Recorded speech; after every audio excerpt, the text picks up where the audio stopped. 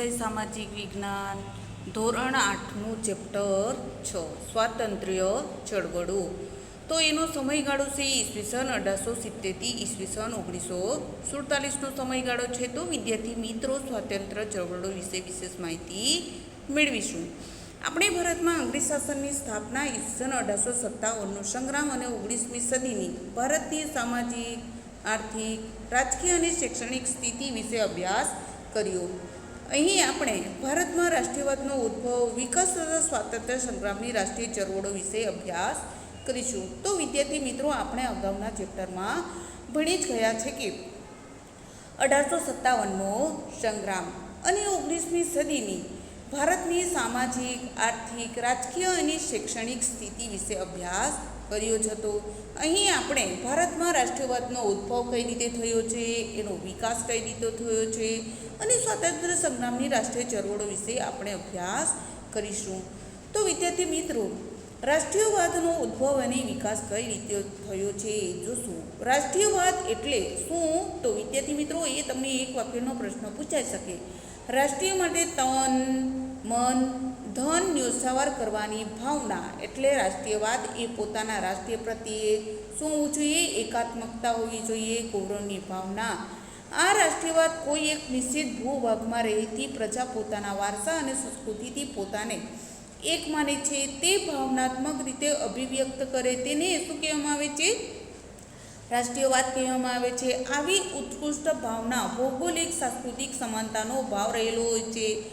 તો વિદ્યાર્થી મિત્રો, રાષ્ટ્રીયવાદ એટલે શું વિદ્યાર્થી મિત્રો? તો તન મન અને ધન ન્યોછાવર કરવાની ભાવના એટલે રાષ્ટ્રીયવાદ એને આપણે કહી શકીશું. રાષ્ટ્રીયવાદ એટલે એનો બીજો પણ અર્થ થાય છે કે પોતાના રાષ્ટ્રીય પ્રત્યે શું હોવું જોઈએ? એકાત્મકતાની ભાવના હોવી જોઈએ, ગૌરવની ભાવના હોવી જોઈએ. આમ રાષ્ટ્રીયવાદ કોઈ એક નિશ્ચિત ભૂ એટલે કે જમીનમાં ભાગમાં રહેતી પ્રજા એટલે કે જે પણ સ્થળે રહેતી હોય છે એ પ્રજા પોતાના વારસા અને સંસ્કૃતિથી પોતાને શું માને છે? એક સમાન માને છે. તે ભાવનાત્મક રીતે અભિવ્યક્ત કરે તેને રાષ્ટ્રીયવાદ કહેવામાં આવે છે. આવી ઉત્કૃષ્ટ ભાવના ભૌગોલિક સાંસ્કૃતિક સમાનતાનો ભાવ રહેલો હોય છે. તો વિદ્યાર્થી મિત્રો, રાષ્ટ્રીયવાદી વિચારધારાને નિર્માણ થવા માટે કયા પરિબળો અને પરિસ્થિતિઓ જવાબદાર હતી તેનો આપણે અભ્યાસ કરીશું. તો વિદ્યાર્થી મિત્રો, જ્યાં સુધી ભારતીય જનતાને એમ અમે એક છીએ, અમારા હિતો એક છે તેવો ખ્યાલ ન આવે ત્યાં સુધી તેનામાં રાષ્ટ્રીય એકતાની ભાવનાનો ઉદય થતો નથી. એટલે કે જ્યાં સુધી ભારતીય એટલે કે ભારતમાં રહેનાર જે પણ લોકો હોય છે એમને અમારા હિતો એક છે તેવો ખ્યાલ ન આવે ત્યાં સુધી તેમનામાં રાષ્ટ્રીય એકતાનો ભાવનાનો ઉદય થતો નથી. ભારતમાં આવી રાષ્ટ્રીય એકતાનો ખ્યાલ અજાણતા જ અંગ્રેજોએ આપ્યો હતો. તો ભારતને આવી રાષ્ટ્રીય એકતાનો ખ્યાલ કોણે આપ્યો હતો? અંગ્રેજોએ ભારતને આપ્યો હતો. અંગ્રેજ કંપનીએ દેશને એક હતું શાસન નીચે આણ્યા બાદ દેશમાં સમાન કાયદાઓ, સમાન વહીવટની શરૂઆત થઈ. આમ અંગ્રેજી શાસનને અજાણતા લોકો રાષ્ટ્રીય એકતાના બીજ રોપ્યા હતા. એટલે કે અંગ્રેજી શાસનકાળ દરમિયાન અજાણતા જ એટલે કે તેઓ જાણતા નહોતા કે લોકોમાં રાષ્ટ્રીય એકતા આ રીતે રાષ્ટ્રીય એકતાનું બીજ રોપાશે.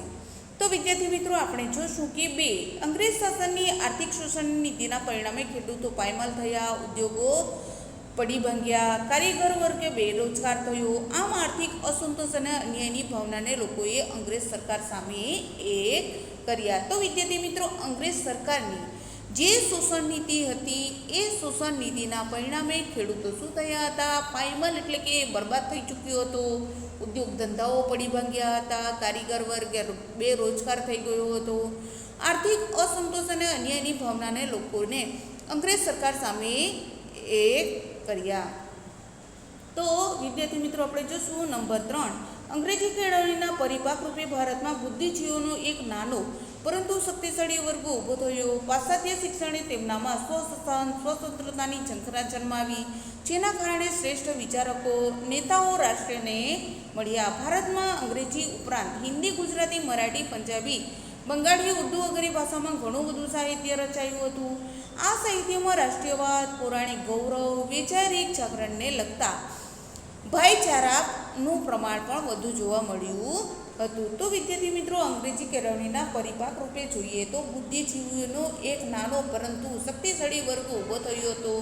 તેમજ પાશ્ચાત્ય શિક્ષણ તેમનામાં સ્વશાસન, સ્વ એટલે પોતે, શાસન એટલે એ ચલાવે, સ્વતંત્રતાની ઝંખના જન્મી હતી, જેના કારણે શ્રેષ્ઠ વિચારકો ઉત્પન્ન થયા, નેતાઓ રાષ્ટ્રને મળ્યા. ભારતમાં અંગ્રેજી ઉપરાંત હિન્દી, ગુજરાતી, મરાઠી, પંજાબી, બંગાળી, ઉર્દુ વગેરે ભાષાઓમાં ઘણું બધું સાહિત્ય રચાયું હતું. અને આ સાહિત્યમાં શું ઉદ્ભવી આવે છે? રાષ્ટ્રીયવાદ અને પૌરાણિક ગૌરવ, વૈચારિક જાગૃતને લગતા વિચારો પૂરતા પ્રમાણમાં રહેતા. રાષ્ટ્રીયવાદના વિકાસમાં જાગૃત વર્તમાનનો ફાળો પણ ભૂલી ન શકાય છે. તો વિદ્યાર્થી મિત્રો, આપણે જોઈશું કે નંબર 4, અંગ્રેજોના સમયમાં ભારતમાં પુરાતત્વીય સંશોધન થયા, ભારતીય પ્રાચીન ગ્રંથોનો વિદેશી ભાષાઓમાં અનુવાદ થયો તથા આ સાથે ભારતના ભૂતકાળની ભવ્યતા વિશ્વ સમક્ષ પ્રગટ થઈ. આટલો ભવ્ય ભૂતકાળ ધરાવતી પ્રજા ગુલામ કઈ રીતે રહી શકે તે પ્રશ્ન પ્રજામાનસમાં ઘુમરવા લાગ્યા. એટલે કે વિદ્યાર્થી મિત્રો, અંગ્રેજોના સમયકાળ દરમિયાન ભારતમાં પુરાતત્વ સંશોધન થયું, ત્યારબાદ ભારતીય પ્રાચીન ગ્રંથોને વિદેશી ભાષાઓમાં અનુવાદ થયા અને એની સાથે ભારતના ભૂતકાળની ભવ્યતા વિશ્વ સમક્ષ એટલે કે સારા વિશ્વ સમક્ષ પ્રગટ થઈ. આટલો ભવ્ય ભૂતકાળ ધરાવતી પ્રજા કઈ રીતે અંગ્રેજોના ગુલામીમાં આવી ગઈ હશે તે પ્રશ્ન પ્રજામાનસમાં ધીરે ધીરે ઘુમરવા લાગ્યા હતા. અંગ્રેજોના સમયમાં તાર ટપાલ રેલવેની શરૂઆત થઈ. એક પ્રદેશના લોકો બીજાના પ્રદેશના લોકો સાથે સંપર્કમાં આવતા તેમનામાં રાષ્ટ્રીય એકતાના વિચારોને બળ મળ્યું. એટલે કે અંગ્રેજોના શાસનકાળ દરમિયાન કઈ કઈ શોધ થઈ હતી? તાર, ટપાલ અને રેલવેની શરૂઆત થઈ. એથી આપણને પણ લાભ થયો છે. એક પ્રદેશના લોકો બીજા પ્રદેશમાં જવાથી શું વધ્યું છે વિદ્યાર્થી મિત્રો? તો લોકો એકબીજાના સંપર્કમાં આવ્યા છે અને તેમનામાં રાષ્ટ્રીય એકતાના વિચારોને બળ પણ મળ્યું છે. નંબર 6, રાષ્ટ્રીય એકતાને વેગ આપનાર કેટલાક પ્રસંગો હતા, જેમાં હિન્દી સંધિ નોકરીઓમાં ભારતીયો સાથે કરવામાં આવતો અન્યાય, લીટરનો પ્રેસ સ્વાતંત્ર્ય પર કાપ મૂકતો, વર્નાલ્યુકર પ્રેસ એક્ટ, હથિયારબંધી ધારો તેમજ રિપનના સમયમાં પસાર થયેલ ઇર્બર્ટ બિલના પ્રમાણે ભારતીય ન્યાયાધીશ યુરોપીય વ્યક્તિઓનો કેસ પણ ચલાવી શકે, જેનો અંગ્રેજો વિરોધ કર્યો. પરિણામે સરકારે આ વિધેયક પાછું ખેંચ્યું. આ બધી જ બાબતોને ભારતીયોને રાષ્ટ્રીય એકતા માટે તૈયાર કર્યા. તો વિદ્યાર્થી મિત્રો, રાષ્ટ્રીય એકતાનો વેગ આપનાર એક પ્રસંગ હતો. અને જેમના હિન્દી સંધિ નોકરીઓમાં ભારતીયો સાથે કરવામાં આવતો અન્યાય, એટલે કે હિન્દુ અને અંગ્રેજો શું કરતા હતા? અન્યાય. લીટરનો પ્રેસ સ્વાતંત્ર્ય પર કાપ મૂકતો, વર્નાક્યુલર પ્રેસ એક્ટ અને હથિયારબંધી ધારો કોણે પસાર કર્યો હતો? રિપનના સમયકાળ દરમિયાન પસાર કરવામાં આવ્યો હતો. અને તેવા પણ ઇર્બર્ટ બિલના પ્રમાણે ભારતીય ન્યાયાધીશ યુરોપિયન વ્યક્તિઓનો કેસ પર ચલાવી શકે, જેનો અંગ્રેજોએ વિરોધ કર્યો હતો. પરિણામ સરકારે આ વિધેયક પાછું ખેંચ્યું. આ બધી જ બાબતોએ ભારતીયોને રાષ્ટ્રીય એકતા માટે તૈયાર કર્યા હતા. તો હિન્દી રાષ્ટ્રીય મહાસભા કોંગ્રેસની સ્થાપના. રાષ્ટ્રીયવાદના વિચારકોને ચોક્કસ દિશા આપવા એક રાષ્ટ્રીય સંસ્થાની જરૂરિયાત હતી. અંગ્રેજોની સામે ભારતીયોના હિતોને રજૂઆત કરે. હિન્દી રાષ્ટ્રીય મહાસભાની સ્થાપના પહેલાં ભારતમાં કેટલીક સંસ્થાઓની સ્થાપના કરવામાં આવી હતી. આ બધી સંસ્થાઓએ હિન્દી રાષ્ટ્રીય મહાસભાની સ્થાપના માટેનું વાતાવરણ તૈયાર કર્યું હતું. તો વિદ્યાર્થી મિત્રો, રાષ્ટ્રીયવાદના વિચારોને ચોક્કસ દિશા મળી રહે એ માટે રાષ્ટ્રીય સંસ્થાની જરૂરિયાત ઊભી થઈ હતી, જે અંગ્રેજોની સામે ભારતીયોના જે રહેવાસી હતા એમના હિતો માટે પણ વિચારે.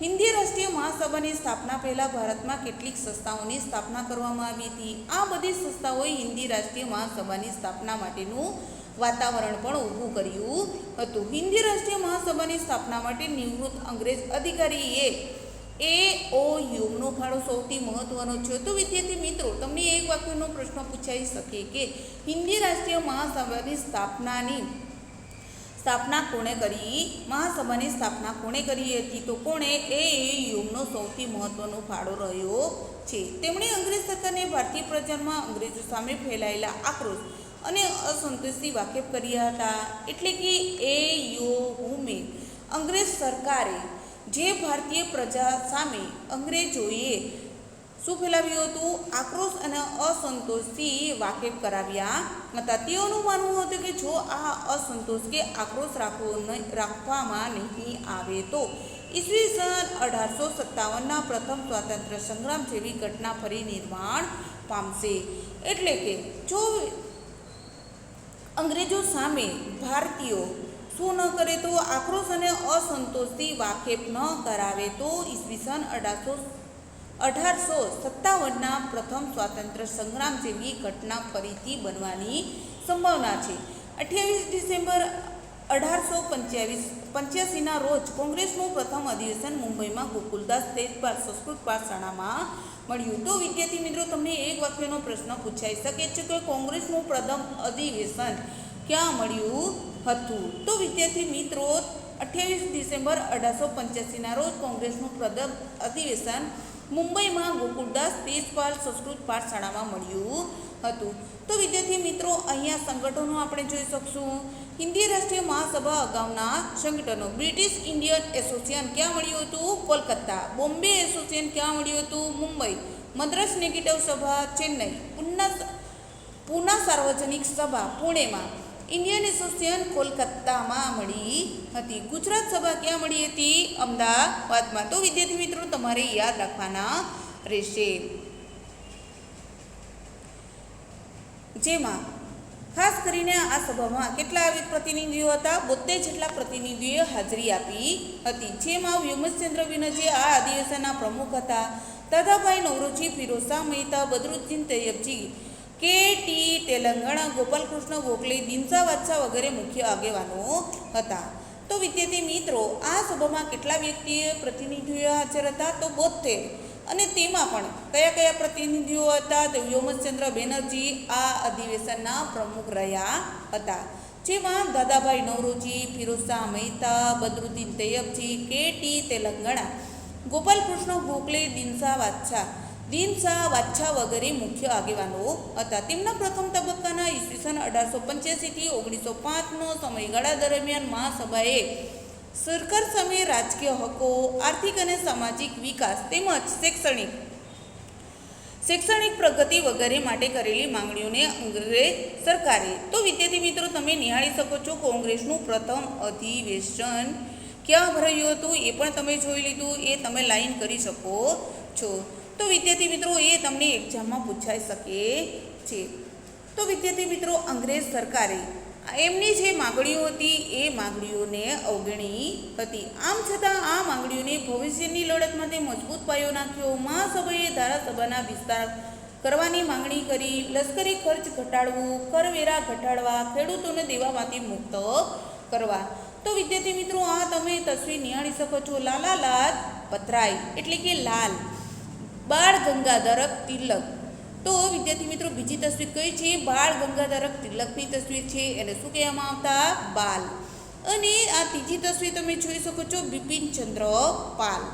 તો લાલ, બાલ અને પાલ, આ શું કહેવામાં આવે છે? લાલા લાજપતરાય, બાળ ગંગાધર તિલક અને બિપિનચંદ્ર પાલ 3 ત્રિપુટી તરીકે પણ ઓળખવામાં આવે છે. તો વિદ્યાર્થી મિત્રો, આપણે આગળ જોશું. રાહત આપવી, સિવિલ સેવા પરીક્ષા ભારત અને લંડનમાં એક સાથે લેવાય, અભિવ્યક્તિનું સ્વાતંત્ર્ય વગેરે માંગણીઓ કરેલ. પ્રથમ તબક્કાના ઉદ્દેશો અને કાર્યોને જોતા કહી શકાય કે મહાસભા બંધારણીય લોકશાહી પદ્ધતિ દ્વારા અંગ્રેજ સરકારની અયોગ્ય નીતિનો વિરોધ કરતી હતી. તો વિદ્યાર્થી મિત્રો, પરીક્ષામાં શું આપવું જોઈએ? રાહત આપવી જોઈએ, સિવિલ સેવા પરીક્ષા તેમજ ભારત લંડનમાં એક સાથે લેવાય એવું આયોજન કરવું જોઈએ, અભિવ્યક્તિનું સ્વાતંત્ર્ય વગેરે માંગણીઓ કરેલ. પ્રથમ તબક્કાના ઉદ્દેશો તેમજ કાર્યોને જોતા કહી શકાય છે કે મહાસભા બંધારણીય લોકશાહી પદ્ધતિ દ્વારા અંગ્રેજ સરકારની અયોગ્ય નીતિનો વિરોધ કરતી હતી. જે ચર્ચાઓ ઠરાવો દ્વારા પોતાની માંગણીઓ અરજી સ્વીકારે વાઇસરોય પાસે મોકલતી. આ પ્રકારના નરમ કે મવાળેવાદી વલણને તેઓ મવાળવાદીઓ તરીકે ઓળખાતા હતા. મવાળવાદી નેતાઓ હિંદના સુશિક્ષિત મધ્ય વર્ગને સંગઠિત કરી રાષ્ટ્રીય ચેતના માટેની ભૂમિકા તૈયાર કરી હતી. એટલે કે આ જે મવાડવાદીઓ નેતાઓ હતા એમણે હિંદના સુશિક્ષિત મધ્ય વર્ગને સંગઠિત એટલે કે ભેગા કરીને લોકોમાં રાષ્ટ્રીય ચેતના આવે એ માટેની ભૂમિકાઓ તૈયાર કરી હતી. આ સમયગાળા દરમિયાન કોંગ્રેસમાં બાળ ગંગાધર ટિળક, લાલા લજપત રાય અને બિપિનચંદ્ર પાલ જેવા નેતાઓ કોંગ્રેસની મવાડ નીતિ રીતિઓમાં આમૂલ પરિવર્તનની માંગણી કરતા. એટલે કે આની સાથે સાથે તો વિદ્યાર્થી મિત્રો રાષ્ટ્રીય ચેતના લોકોમાં આવે એ માટેની તેમણે ભૂમિકા તૈયાર કરી હતી. આ જ રીતે આ સમયગાળા દરમિયાન કોંગ્રેસમાં કયા કયા હતા? બાળ ગંગાધર ટિળક, લાલા લજપત રાય, બિપિનચંદ્ર પાલ જેવા નેતાઓ કોંગ્રેસની મવાડ નીતિ રીતિમાં આમૂલ પરિવર્તનની માંગણી કરતા. તેમની વિનંતી કે પ્રાર્થના કરવાની કોંગ્રેસની નીતિને ટીકા કરી તેઓ કહેતા, સરકારના નેક ઈરાદા પર વિશ્વાસ કરતાં આપણે આપણી શક્તિ પર વિશ્વાસ કરવો જોઈએ. એટલે કે કોંગ્રેસની નીતિની ટીકા કરતાં તેમણે કહ્યું હતું કે સરકારના નેક એટલે કે સારા ઈરાદા પર વિશ્વાસ કરવા કરતાં આપણે આપણી પોતાની શક્તિ ઉપર વિશ્વાસ વધુ રાખવો જોઈએ. તેઓ જહાલવાદી તરીકે ઓળખાયા હતા. તેઓ કઈ રીતે ઓળખાયા? જહાલવાદી તરીકે.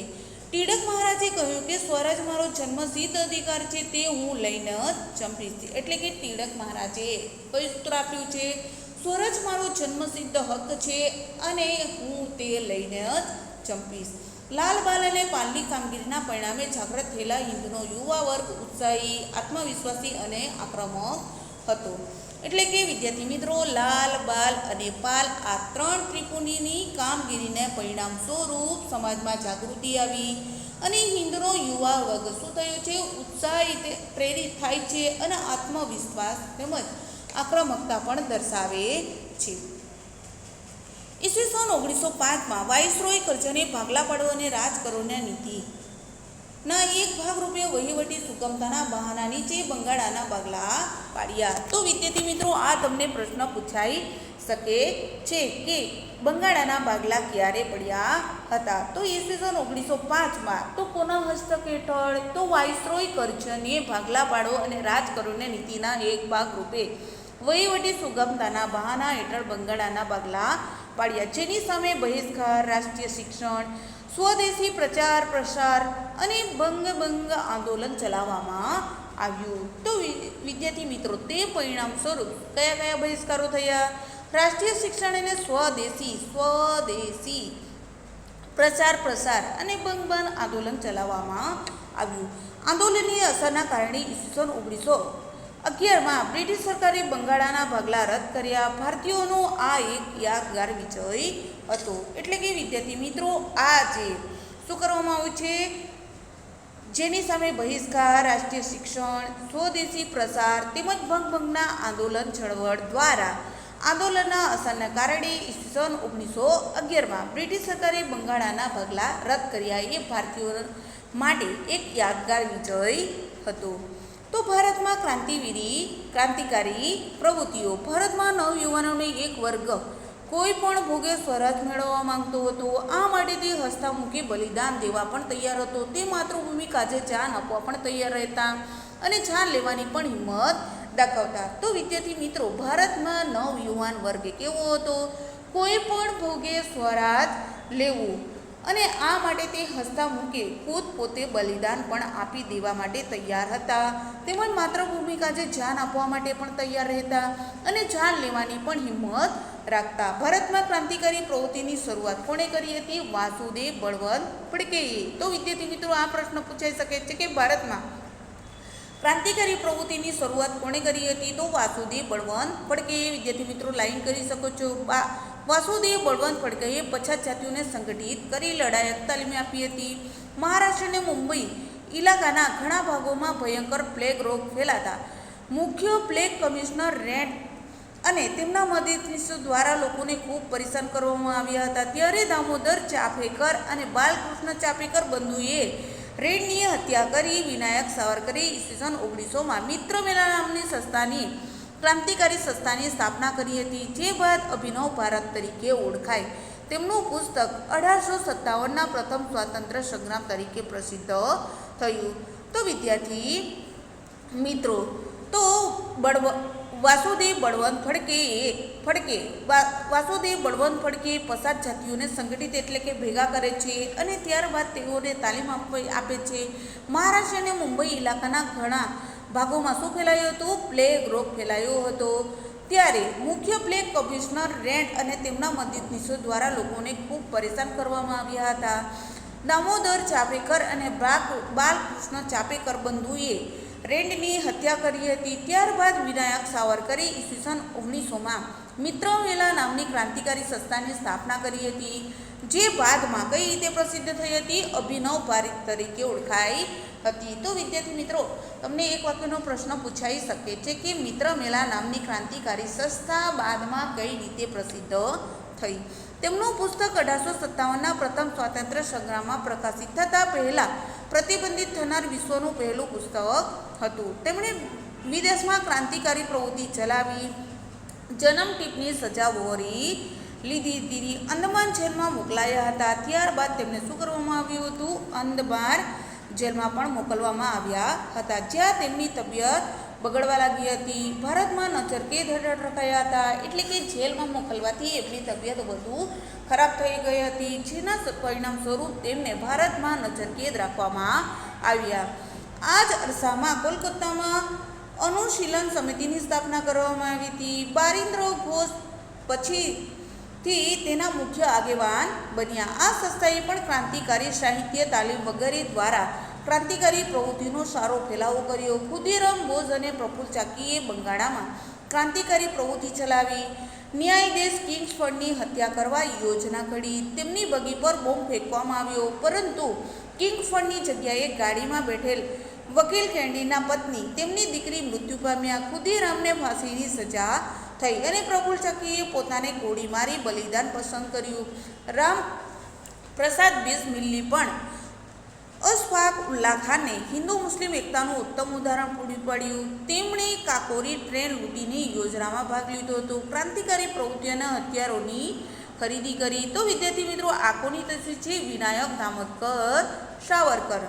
તો વિદ્યાર્થી મિત્રો, આમ કેટલાક સાહિત્ય પ્રકાશિત થતા તેમના પ્રતિબિંબિત થનાર વિશ્વનું પહેલું પુસ્તક હતું. તેમણે વિદેશમાં ક્રાંતિકારી પ્રવૃત્તિ ચલાવી, જન્મ ટીપની સજા પણ તેમણે વહોરી લીધી હતી. તેમણે અંદમાન જેલમાં મોકલવામાં આવ્યા. તેમની તબિયત કેવી થઈ છે? ખરાબ. અને ખરાબ થતાની સાથે ભારતમાં જ નજરકેદ રાખવામાં આવ્યા હતા. અને આ જ અરસામાં કોલકાતામાં અનુસૂચિત સમિતિની પણ સ્થાપના કરવામાં આવી હતી.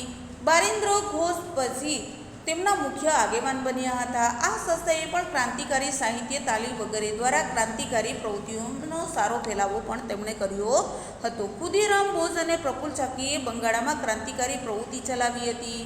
ન્યાયાધીશ કોણ હતું? કિંગફર્ડની હત્યા કરવા યોજના તેમણે ઘડી હતી. તેમની બગી પર બોમ્બ ફેંકવામાં આવ્યો હતો, પરંતુ કિંગફર્ડની જગ્યાએ એમની ગાડીમાં કોણ બેઠું હતું? એમની પત્ની કેનેડીના પત્ની, તેમની દીકરીનું મૃત્યુ થયું હતું. ખુદીરામને ફાંસીની સજા થઈ. પ્રફુલ્લ ચાકીએ પોતાને ગોળી મારી બલિદાન આપ્યું હતું. અને રામ પ્રસાદ બિસ્મિલ્લા અને અશફાક ઉલ્લા ખાને હિન્દુ મુસ્લિમ એકતાનું ઉદાહરણ પૂરું પાડ્યું હતું. તેમણે કાકોરી ટ્રેન લૂંટની યોજનામાં ભાગ પણ લીધો હતો. ક્રાંતિકારી પ્રવૃત્તિઓના હથિયારોની ખરીદી. તો વિદ્યાર્થી મિત્રો, ખુદીરામ બોઝની તમે તસવીર નિહાળી શકો છો. રામપ્રસાદ બિસ્મિલની તસવીર જોઈ શકો છો. અશફાક ઉલ્લા ખાનની તસવીર તમે નિહાળી શકો છો. એ માટે નાણાંની આવશ્યકતા હોય. કાકોરી ટ્રેનમાં અંગ્રેજ તિજોરી લૂંટવામાં આવી. અશફાક, રામપ્રસાદ બિસ્મિલ, રોશનીસિંહ અને રાજેન્દ્ર પ્રસાદ પકડાયા. તેમને ફાંસીની સજા કરવામાં આવી. એટલે કે એ સમયગાળા દરમિયાન શું જરૂર હતી? નાણાંની ખૂબ જ જરૂરિયાત હતી. કાકોરી ટ્રેનમાં અંગ્રેજ તિજોરી લૂંટવામાં આવી, જેમાં કોણે કોણે ભાગ લીધો હતો? અશફાક, રામપ્રસાદ બિસ્મિલી, રોશનસિંહ અને રાજેન્દ્ર પ્રસાદ પકડાયા અને તેમને સજા પણ કરવામાં આવી. આ સમયે ક્રાંતિકારીઓ વચ્ચે સંપર્કનું માધ્યમ દુર્ગાભાભી હતા. એટલે કે આ સમયગાળા દરમિયાન સંપર્કનું માધ્યમ કોણ હતું? દુર્ગાભાભી. તેમની મહિલાને ક્રાંતિકારી પ્રવૃત્તિઓમાં સક્રિય બનાવી પોસ્ટરો ચોંટાડવા, પત્રિકાઓ વેચવી, આંદોલનમાં કેસ માટે નાણાં એકત્રિત કરવા, બંદૂકો ચલાવવી વગેરે ક્રાંતિકારી પ્રવૃત્તિઓમાં ભાગ લીધો. ચંદ્રશેખર આઝાદ ક્રાંતિકારી પ્રવૃત્તિઓમાં બાળપણથી જ સક્રિય બન્યા હતા. કાકોરી લૂંટમાં પણ સક્રિય રહ્યા હતા. તેમણે પ્રતિજ્ઞા લીધી હતી કે જીવતે જીવ અંગ્રેજ સરકારમાં હાથમાં પકડાઈશ નહીં. ઈસવીસન 1931માં અલ્હાબાદમાં આલ્ફ્રેડ બાગમાં અંગ્રેજો સાથેના સંઘર્ષમાં પોતાની પિસ્તોલથી શહીદી વહોરી લીધી હતી. તો વિદ્યાર્થી મિત્રો, આ શાસનકાળ દરમિયાન ક્રાંતિકારીઓ વચ્ચે સંપર્કનું માધ્યમ કોણ હતા? દુર્ગા બાબી. તેમને મહિલાઓને ક્રાંતિકારી પ્રવૃત્તિઓમાં સક્રિય બનાવ્યા હતા. પોસ્ટરો ચોંટાડવા માટે, પત્રિકાઓ વેચવા માટે, અદાલતોના કેસ માટે નાણાં એકત્ર કરવા માટે, બંદૂકો ચલાવવી વગેરે ક્રાંતિકારી પ્રવૃત્તિઓ દ્વારા સ્ત્રીઓને શિક્ષણ આપ્યું હતું. તેમજ ચંદ્રશેખર આઝાદ ક્રાંતિકારી પ્રવૃત્તિઓમાં બાળપણથી સક્રિય હતા, એટલે કે એમાં જોડાયેલા હતા. કાકોરી લૂંટમાં પણ તેઓએ ભાગ લીધો હતો. તેમણે પ્રતિજ્ઞા લીધી કે હું જીવતે જીવ જ્યાં સુધી જીવીશ ત્યાં સુધી અંગ્રેજ સરકારના હાથમાં આવીશ નહીં. અને ઈસવીસન 1931માં અલ્હાબાદના આલ્ફ્રેડ બાગમાં અંગ્રેજોના સંઘર્ષમાં પોતાની પિસ્તોલથી શહીદી વહોરી લીધી હતી. તો વિદ્યાર્થી મિત્રો, આપણે જોશું વિદેશોમાં ક્રાંતિકારી પ્રવૃત્તિઓ. ભારતમાં અને વિદેશની ધરતી પર ઘણા નામી અનામી લોકોએ દેશને સ્વતંત્રતા આપવા શહાદત વહોરી છે. પ્રથમ વિશ્વયુદ્ધ પૂર્વ દેશોમાં વસતા ભારતીય ક્રાંતિકારીઓ વધુ સક્રિય થયા. ઇંગ્લેન્ડ, અમેરિકા અને ફ્રાન્સ વગેરે દેશોમાં ક્રાંતિકારીઓ પ્રવૃત્તિઓ ચલાવવામાં આવી, જેમાં કચ્છના વતની કોણ હતા? શ્યામજી કૃષ્ણ વર્મા. અને ઇંગ્લેન્ડમાં ઇન્ડિયન હોમ રૂલ સોસાયટીની સ્થાપના કરી હતી. તો વિદ્યાર્થી મિત્રો, તમને એક વાક્યનો પ્રશ્ન પૂછાઈ શકે છે કે ઇન્ડિયન હોમ રૂલ સોસાયટીની સ્થાપના કોણે કરી હતી? તો શ્યામજી કૃષ્ણ વર્માએ. સંસ્થાના પ્રચાર માટે ઇન્ડિયન સોશિયોલોજિસ્ટ નામનું સામયિક શરૂ કર્યું હતું. સંસ્થા કાર્યાલયને ઇન્ડિયા હાઉસ નામે આપ્યું. મધ્યમાં મદનલાલ ઢીંગરા, વિનાયક સાવરકર, મેડમ ભીખાઈજી કામા લંડનમાં શ્યામજી કૃષ્ણ વર્માની સાથે ક્રાંતિકારી પ્રવૃત્તિઓમાં જોડાયા હતા. તો વિદ્યાર્થી મિત્રો, આ પણ તમને એક વાક્યનો પ્રશ્ન પૂછાઈ શકે છે કે આ સંસ્થામાં કાર્યાલયને ઇન્ડિયા હાઉસ નામ આપવામાં આવ્યું હતું. એમાં કયા કયા નેતાઓ હાજર રહ્યા હતા? મદનલાલ ઢીંગરા, વિનાયક સાવરકર, મેડમ ભીખાઈજી કામા લંડનમાં શ્યામજી કૃષ્ણ વર્માની સાથે ક્રાંતિકારી પ્રવૃત્તિઓમાં જોડાયા હતા. અને સોશિયોલોજિસ્ટ મદનલાલ ઢીંગરાએ ઈસવીસન 1909માં. તો વિદ્યાર્થી મિત્રો, તમે અહીંયા તસવીર નિહાળી શકો છો કે ચંદ્રશેખર આઝાદની તસવીર આપેલી છે. તો વિદ્યાર્થી મિત્રો, નંબર 1માં ચંદ્રશેખર આઝાદ, શ્યામજી કૃષ્ણ વર્મા અને મેડમ ભીખાઈજી કામાની તસવીર તમે નિહાળી. વિલિયમ વ્હાઇલે ગોળી મારી હત્યા કરતાં તેમને ફાંસી આપવામાં આવી. શ્યામજી કૃષ્ણ વર્મા લંડનથી પેરિસ ગયા બાદ લંડનમાં તેની કામગીરી સાવરકરે સંભાળી. ઈસવીસન 1857ના સંગ્રામની 60 વર્ષની ઉજવણી ઈસવીસન 1907માં કરતાં તેમની ધરપકડ કરવામાં આવી. તેમને જેલની સજા થઈ. મેડમ ભીખાઈજી સુરુસ્તકામાએ ઈસવીસન 1902માં યુરોપમાં વંદે માતરમ વર્તમાનપત્ર શરૂ કર્યું. ઈસવીસન 1907માં જર્મનીમાં સ્ટુટગાર્ટમાં યોજાયેલી બીજી આંતરરાષ્ટ્રીય સમાજવાદી પરિષદમાં ભારતનો પ્રથમ તિરંગો રાષ્ટ્રધ્વજ ફરકાવ્યો.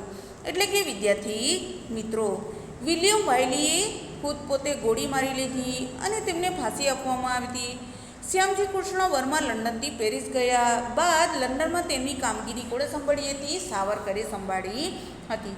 ઈસવીસન 1857ના સંગ્રામની 60 વર્ષની ઉજવણી ઈસવીસન 1907માં કરતાં તેમની ધરપકડ કરવામાં આવી. તેમની જેલની સજા થઈ. તેમજ મેડમ ભીખાઈજી સુરુસ્તકામાએ ઈસવીસન 1902માં યુરોપમાં વંદે માતરમ વર્તમાનપત્ર શરૂ કર્યું. ઈસવીસન 1907માં જર્મનીમાં સ્ટુટગાર્ટમાં યોજાયેલી બીજી આંતરરાષ્ટ્રીય સમાજવાદી પરિષદમાં ભારતનો પ્રથમ તિરંગો રાષ્ટ્રધ્વજ ફરકાવવામાં આવ્યો હતો. શ્યામજી કૃષ્ણ વર્માના સાથીદાર કોણ હતા? સરદારસિંહ રાણાએ પેરિસમાં સભાઓ ભરી અંગ્રેજી દમનનો વિરોધ કર્યો. ફ્રેન્ચ સરકારે તેમને હદપાર કર્યા. આ ઉપરાંત તારકનાથ દાસ, લાલા હરદયાલ, અફઘાનિસ્તાનના રાજા કોણ હતા? મહેન્દ્ર પ્રતાપ, બરકતુલ્લા, રાસબિહારી ઘોષ, ચંપકરમણ પિલ્લાઈ જેવા નામી અનામી ઘણા ક્રાંતિકારીઓ વિદેશોમાં ક્રાંતિકારી પ્રવૃત્તિ ચલાવી રાષ્ટ્રને સ્વતંત્રતા આપવાના સક્રિય પ્રયત્નો પણ કર્યા હતા. તો વિદ્યાર્થી મિત્રો આપણે જોશું કે માનગઢ હત્યાકાંડ. તો માનગઢ હત્યાકાંડ 17 નવેમ્બર 1913ના રોજ ગુજરાતમાં રાજસ્થાનની સરહદ પર આવેલ માનગઢ ડુંગર પર સર્જાયો હતો. એટલે કે માનગઢ હત્યાકાંડ ક્યારે થયો હતો? વિદ્યાર્થી મિત્રો તમને એક વાક્યનો પ્રશ્ન પૂછાઈ શકે. તો 17 નવેમ્બર 1913ના રોજ ગુજરાત રાજસ્થાનની સરહદ પર આવેલા માનગઢ ડુંગર ઉપર સર્જાયો હતો. તેના આદિવાસીના બલિદાનની ગૌરવશાળી ઘટના કહેવામાં આવે છે. માનગઢને કઈ રીતે ઓળખવામાં આવે છે? તો આદિવાસીના બલિદાનની ગૌરવશાળી ઘટના તરીકે ઓળખાવવામાં આવે છે. આ સમયે ગોવિંદ ગુરુની ભગવત ચળવળથી ભીલોના નવજીવનનો સંચાર થયો હતો. તેમજ તેમનામાં આત્મસન્માનની ભાવનાનો વિકાસ પણ થયો હતો. તેમના જીવનમાંથી અંધશ્રદ્ધાઓ દૂર થઈ, વહેમો દૂર થયા, બદીઓ દૂર થઈ અને કુરિવાજો પણ દૂર કર્યા. તેમજ કરવા માટેની પ્રેરણા મળતા ઉન્નતિ માટેના પ્રયાસો તેમણે કર્યા હતા. આ સમયે 17 નવેમ્બર 1913ના રોજ હજારો ભીલો અંગ્રેજોથી અને દેશ રાજ્યોથી મુક્તિ મેળવવાના સ્વપ્નો સાથે માનગઢ ડુંગર ઉપર એકત્રિત થયા હતા. તો વિદ્યાર્થી મિત્રો અહીંયા તમે જોઈ શકો છો કે આ જે આદિવાસીઓ માનગઢના ડુંગર ઉપર શા માટે એકત્રિત થયા છે? તો 17 નવેમ્બર 1931ના રોજ હજારો ભીલો અંગ્રેજોથી દેશી રાજ્યોની મુક્તિ મેળવવાના સ્વપ્નો માટે માનગઢ ડુંગર પર ભેગા થયા છે. તે દિવસે બ્રિટિશ લશ્કર અને સહયોગી દેશી રજવાડાના લશ્કરે માનગઢના ડુંગર પર હુમલો કર્યો હતો. વિદ્વાનોના મતે 1200થી વધુ આદિવાસીઓ શહીદ થયા હતા. એટલે કે આ જ માનગઢના ડુંગર પર જ્યારે હુમલો થયો હતો ત્યારે વિદ્વાનોના મતે કહીએ તો 1200થી વધુ આદિવાસીઓ એમાં શહીદી વહોરી હતી. અંગ્રેજોએ આ ચળવળને ભારે ક્રૂરતાપૂર્વક દબાવી દીધો હતો. ગોવિંદ ગુરુની ધરપકડ કરી હતી. તેમની મુક્તિ બાદ તેઓએ કંબોઈ તાલુકો લીંબડી જિલ્લો દાહોદ ખાતે રહ્યા હતા. આજે ત્યાં તેમની શું આવેલી છે? સમાધિ આવેલી છે. આ ઉપરાંત વ્યારા આદિવાસી આંદોલન ઈસવીસન 1914માં તાપી જિલ્લામાં થયું હતું. તો વિદ્યાર્થી મિત્રો આમ કયા આંદોલનો થયા છે? તાલુકો લીંબડી જિલ્લો દાહોદ ખાતે રહ્યા હતા અને ત્યારબાદ તેમની સમાધિ છે. આ ઉપરાંત વ્યારામાં પણ આદિવાસી આંદોલન ઈસવીસન 1914માં તાપી જિલ્લા ખાતે કરવામાં આવ્યું હતું. તે પણ ધટવાડા આદિવાસી આંદોલન કરવામાં આવ્યું હતું.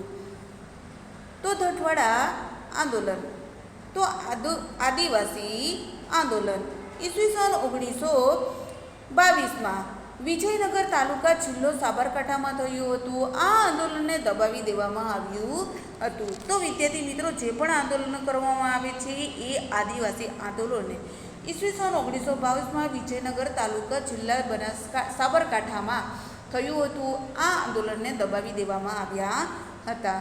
તો વિદ્યાર્થી મિત્રો આપણે જોશું કે ગાંધીજીનું હિન્દમાં આગમન કઈ રીતે થયું હતું એ આપણે જોશું. ગાંધીજી દક્ષિણ આફ્રિકામાં રંગબેરની નીતિ સામે સત્યાગ્રહની સફળ લડત લડી હતી. ઈસવીસન 1915માં ભારત પરત ફર્યા હતા. તો વિદ્યાર્થી મિત્રો આ પણ તમને પૂછાઈ શકે છે કે ગાંધીજી દક્ષિણ આફ્રિકાથી ભારત ક્યારે પરત આવ્યા હતા? તો ઈસવીસન 1915માં તેમણે ગોપાલકૃષ્ણ ગોખલે પાસેથી પ્રેરણા મેળવી ભારતના ઘણા ખરા ભાગોમાં પ્રવાસ કર્યો હતો. તેમને સમજાવ્યું કે ભારતની ગરીબીના મૂળમાં અંગ્રેજો દ્વારા થતું શોષણ કેવું છે? કારણભૂત છે. એટલે કે જેવા ભારતમાં ગાંધીજી ઈસવીસન 1915માં આવે છે કે તરત જ તેમણે ગોપાલકૃષ્ણ ગોખલે પાસેથી પ્રેરણા લીધી અને ત્યારબાદ ભારતના ઘણા ખરા ભાગોનો તેમને પ્રવાસ પણ કર્યો હતો અને તેમણે સમજાવ્યું કે ભારતની ગરીબીના મૂળમાં અંગ્રેજો દ્વારા થતું શોષણ સૌથી મોટું કારણ કહી શકાય. તેમની પ્રવૃત્તિઓને વેગ આપવા માટે ઈસવીસન 1915માં કોચરબ આશ્રમની ઈસવીસન 1917માં સાબરમતી આશ્રમની સ્થાપના કરી હતી. તો વિદ્યાર્થી મિત્રો સાબરમતી આશ્રમની સ્થાપના ક્યારે થઈ હતી? તો 1917માં સાબરમતી આશ્રમની સ્થાપના કરવામાં આવી હતી ને કોણે કરી હતી? તો ગાંધી બાપુએ. ગાંધીજીના શરૂઆતના સત્યાગ્રહમાં ચંપારણ સત્યાગ્રહ છે. એટલે કે ગાંધીજીના શરૂઆતના સત્યાગ્રહમાં કયો સત્યાગ્રહ આવે છે વિદ્યાર્થી મિત્રો? તો ચંપારણ સત્યાગ્રહ. ત્યારબાદ ખેડા સત્યાગ્રહ. અમદાવાદના મજૂરોના પ્રશ્નો બાબતે લડતનો સમાવેશ થાય છે. તો વિદ્યાર્થી મિત્રો ગાંધીજીના સૌ પ્રથમ કયું સત્યાગ્રહ આવે છે? ચંપારણ સત્યાગ્રહ. ત્યારબાદ ખેડા સત્યાગ્રહ અને ત્યારબાદ અમદાવાદના મજૂરોના પ્રશ્નો બાબતે લડતનો સમાવેશ થાય છે. તો આ બધા સત્યાગ્રહોના પરિણામે ગાંધીજીને વલ્લભભાઈ પટેલ, રાજેન્દ્ર પ્રસાદ જેવા સાથીદારો મળ્યા હતા. તો વિદ્યાર્થી મિત્રો તમે તસવીર નિહાળી શકો છો કે મહાત્મા ગાંધીજીની તસવીર છે જે તમે નિહાળી શકો છો. તો વિદ્યાર્થી મિત્રો આપણે જોશું કે ચંપારણ સત્યાગ્રહ તે હિમાલયની તળેટીમાં બિહારમાં ચંપારણ આવેલ છે. 19મી સદીની શરૂઆતથી જ અહીં યુરોપની ગળીના બગીચા કારખાના સ્થાપ્યા હતા. અહીં ખેડૂતોને જમીનના 3/20 ભાગ પર ફરજિયાત કળીની ખેતી કરવાની ફરજિયાત પાડવામાં આવતી હતી.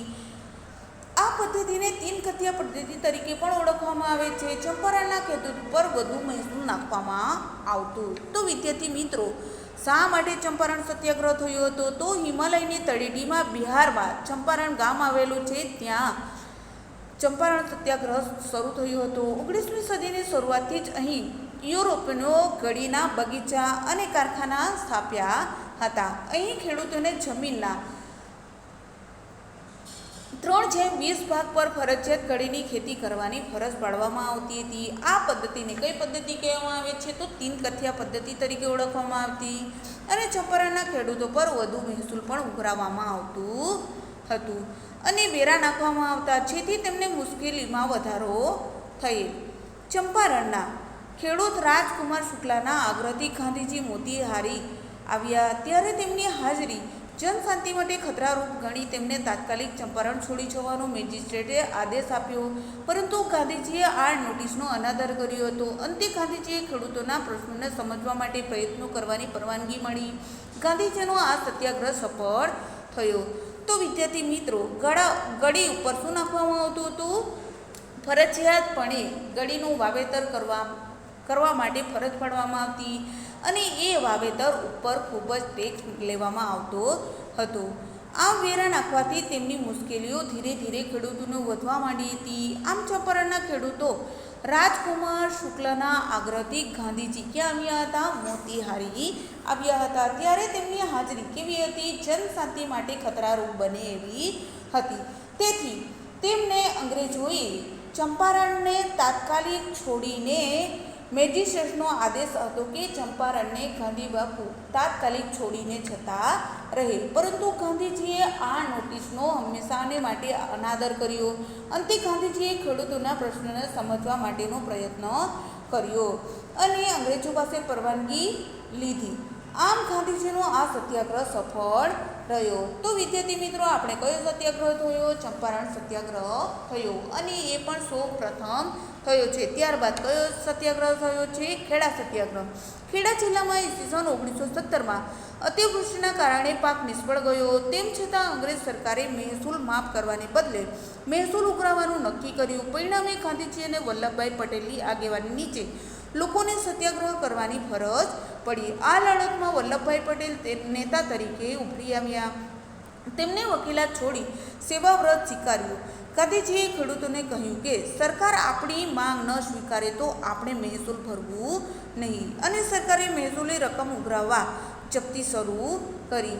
તો વિદ્યાર્થી મિત્રો ખેડા જિલ્લામાં ઈસવીસન 1917માં અતિવૃષ્ટિના કારણે એટલે કે વધુ વરસાદ ન થયો હતો ત્યારે પાક નિષ્ફળ નીવડ્યો હતો. તેમ છતાં અંગ્રેજ સરકારે મહેસૂલ માફ કરવાને બદલે મહેસૂલ ઉઘરાવવાનું નક્કી કર્યું હતું. પરિણામે ગાંધીજી અને વલ્લભભાઈ પટેલની આગેવાની હેઠળ સત્યાગ્રહ કરવાની ફરજ પડી. આ લડતમાં વલ્લભભાઈ પટેલે નેતા તરીકે ઉભરી આવ્યા હતા. તેમણે વકીલાતનું ભણવાનું છોડીને સેવાવ્રત સ્વીકારી લીધું હતું. ગાંધીજીએ ખેડૂતોને કહ્યું કે સરકારે આપણી માંગણી ન સ્વીકારે ત્યાં સુધી આપણે મહેસૂલ ભરવાનું થતું નથી. મહેસૂલની રકમ ઉઘરાવવા જપ્તી શરૂ કરી. આ સમયે સરકારે જપ્ત કરેલ એક ખેતરમાં ડુંગળીનો પાક તૈયાર થયો હતો, એટલે કે મહેસૂલ રકમ ઉઘરાવા જપ્તી શરૂ કરી હતી અને તે સમયકાળ દરમિયાન જપ્ત કરેલ એક ખેતરમાં ડુંગળીનો પાક તૈયાર થયો હતો. ગાંધીજીની સલાહથી મોહનલાલ પંડ્યા પોતાના સાથીદારો સાથે આ પાક કાપી લાવ્યા હતા. સરકારે મોહનલાલને પકડી 15 દિવસની જેલની સજા કરી. તે છૂટ્યા ત્યારે લોકોએ સ્વાગત કર્યું. લોકોએ તેમને ડુંગળી ચોરનો બિરુદ પણ આપ્યું. સત્યાગ્રહમાં અંતે સુખી કુટુંબો મહેસૂલ ભરે તો ગરીબોનો મહેસૂલ નહીં લેવાની શરતે સમાધાન થયું. આ લડતથી ખેડૂતોમાં જાગૃતિ આવી તો લોકોની ત્યાગ શક્તિનો પણ પરિચય થયો. તો વિદ્યાર્થી મિત્રો, એ સમયકાળ દરમિયાન સમયે સરકારે જપ્ત કરેલ એક ખેતરમાંથી ડુંગળીનો પાક તૈયાર થયો હતો અને ગાંધીજીની સલાહ મુજબ મોહનલાલ પંડ્યા પોતાના સાથીદારો સાથે આ પાક કાપી લાવે છે અને સરકારે મોહનલાલને આ માલ કાપી લાવ્યા હતા. તે પરિણામ સ્વરૂપ 15 દિવસની જેલની સજા પણ કરી હતી. તે છૂટ્યા ત્યારબાદ લોકોએ તેમનું સ્વાગત કર્યું અને ગાંધીજીએ તેમને ડુંગળી ચોરનું બિરુદ પણ આપ્યું હતું. કોને? તો મોહનલાલ પંડ્યાને. સત્યાગ્રહમાં અંતે સુખી કુટુંબો મહેસૂલ ભરે તો ગરીબોનું મહેસૂલ નહીં લેવાની શરતે સમાધાન થયું. આ લડતથી ખેડૂતોમાં જાગૃતિ આવી તો લોકોની ત્યાગ શક્તિનો પણ પરિચય થયો. તો વિદ્યાર્થી મિત્રો, આપણે જોયું ચંપારણ સત્યાગ્રહ અને ખેડા સત્યાગ્રહ. હવે કયો એક્ટ આવે છે? Rowlatt act. તે પણ ક્યારે થયો હતો? 1919માં.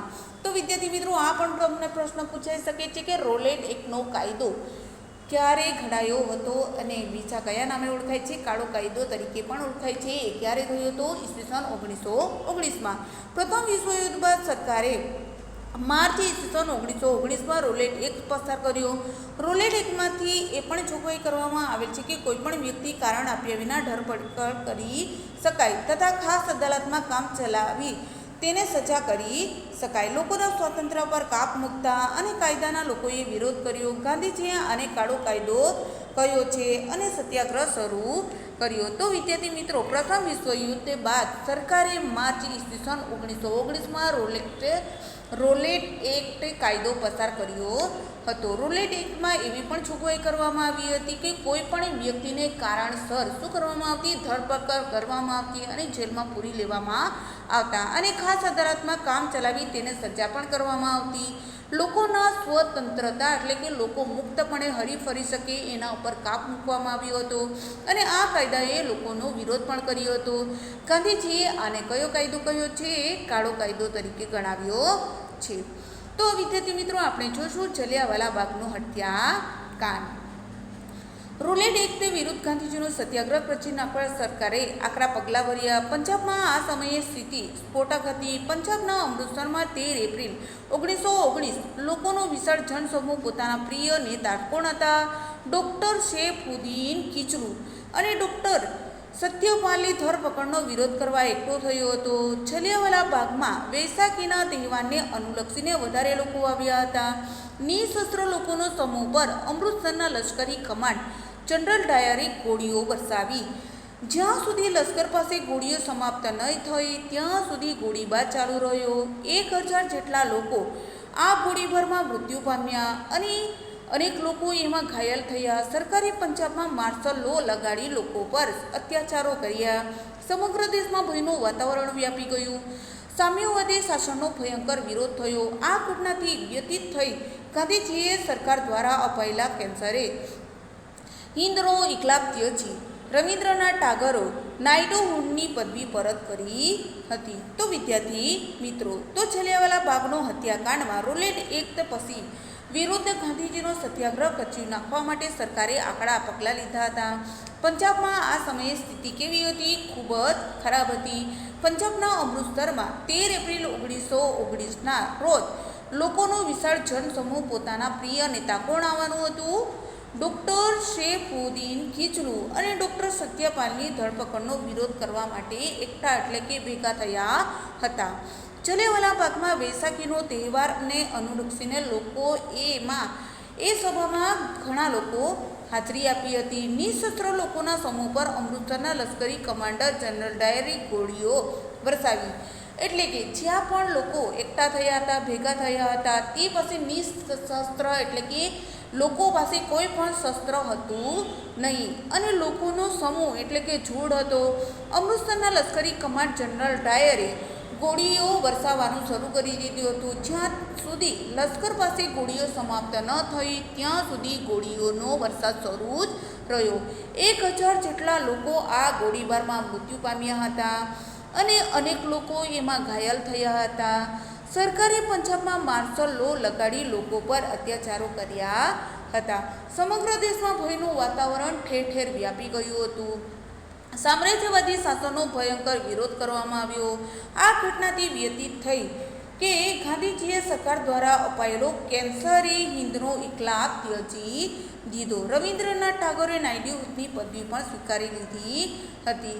તો વિદ્યાર્થી મિત્રો, આપણે જોઈશું કે અસહકારનું આંદોલન.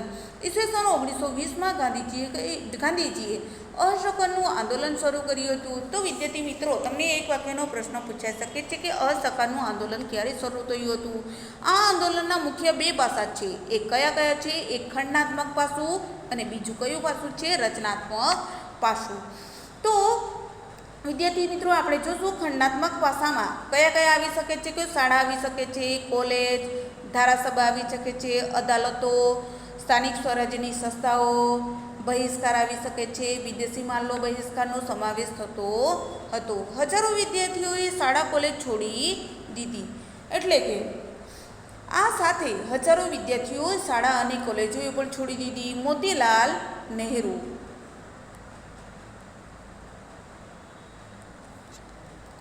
ચિત્રનદાસ, વિઠ્ઠલભાઈ પટેલ, વલ્લભભાઈ પટેલ, રાજેન્દ્ર પ્રસાદ જેવા જાણીતા વકીલોએ પોતાની ધીકતી વકીલાત છોડી દીધી અને પોતાનું બાકી જીવન દેશમાં તેમજ દેશ સેવામાં સમર્પિત કરી દીધું. એટલે કે આ જે નેતાઓ આવેલા છે, જેવા કે ચિત્રનદાસ, વિઠ્ઠલભાઈ પટેલ, વલ્લભભાઈ પટેલ, રાજેન્દ્ર પ્રસાદ જેવા જાણીતા વકીલોએ પોતાની જે વકીલાત હતી એ પણ છોડી દીધી અને પોતાનું બાકીનું જીવન લોકોની સેવામાં સમર્પિત કરી દીધું હતું. અંગ્રેજો દ્વારા આપવામાં આવેલ ઉપાધિઓને પણ તેમણે ફગાવી દીધી હતી. એટલે કે અંગ્રેજો દ્વારા એમને જે વકીલાત કરી હતી એમના પરિણામ સ્વરૂપ એમને જે પદવીઓ મળી હતી, ઉપાધિઓ મળી હતી, એ પણ એમણે ફગાવી દીધી હતી. ઠેર ઠેર વિદેશી કાપડની હોડી કરવામાં આવી હતી. આ આંદોલન દરમિયાન પ્રિન્સ ઓફ વેલ્સનું ભારત આગમન થયું. એટલે કે આ આંદોલન બાદ કોનું આગમન કરવામાં આવ્યું હતું ભારતમાં? Prince of વેલ્સનું.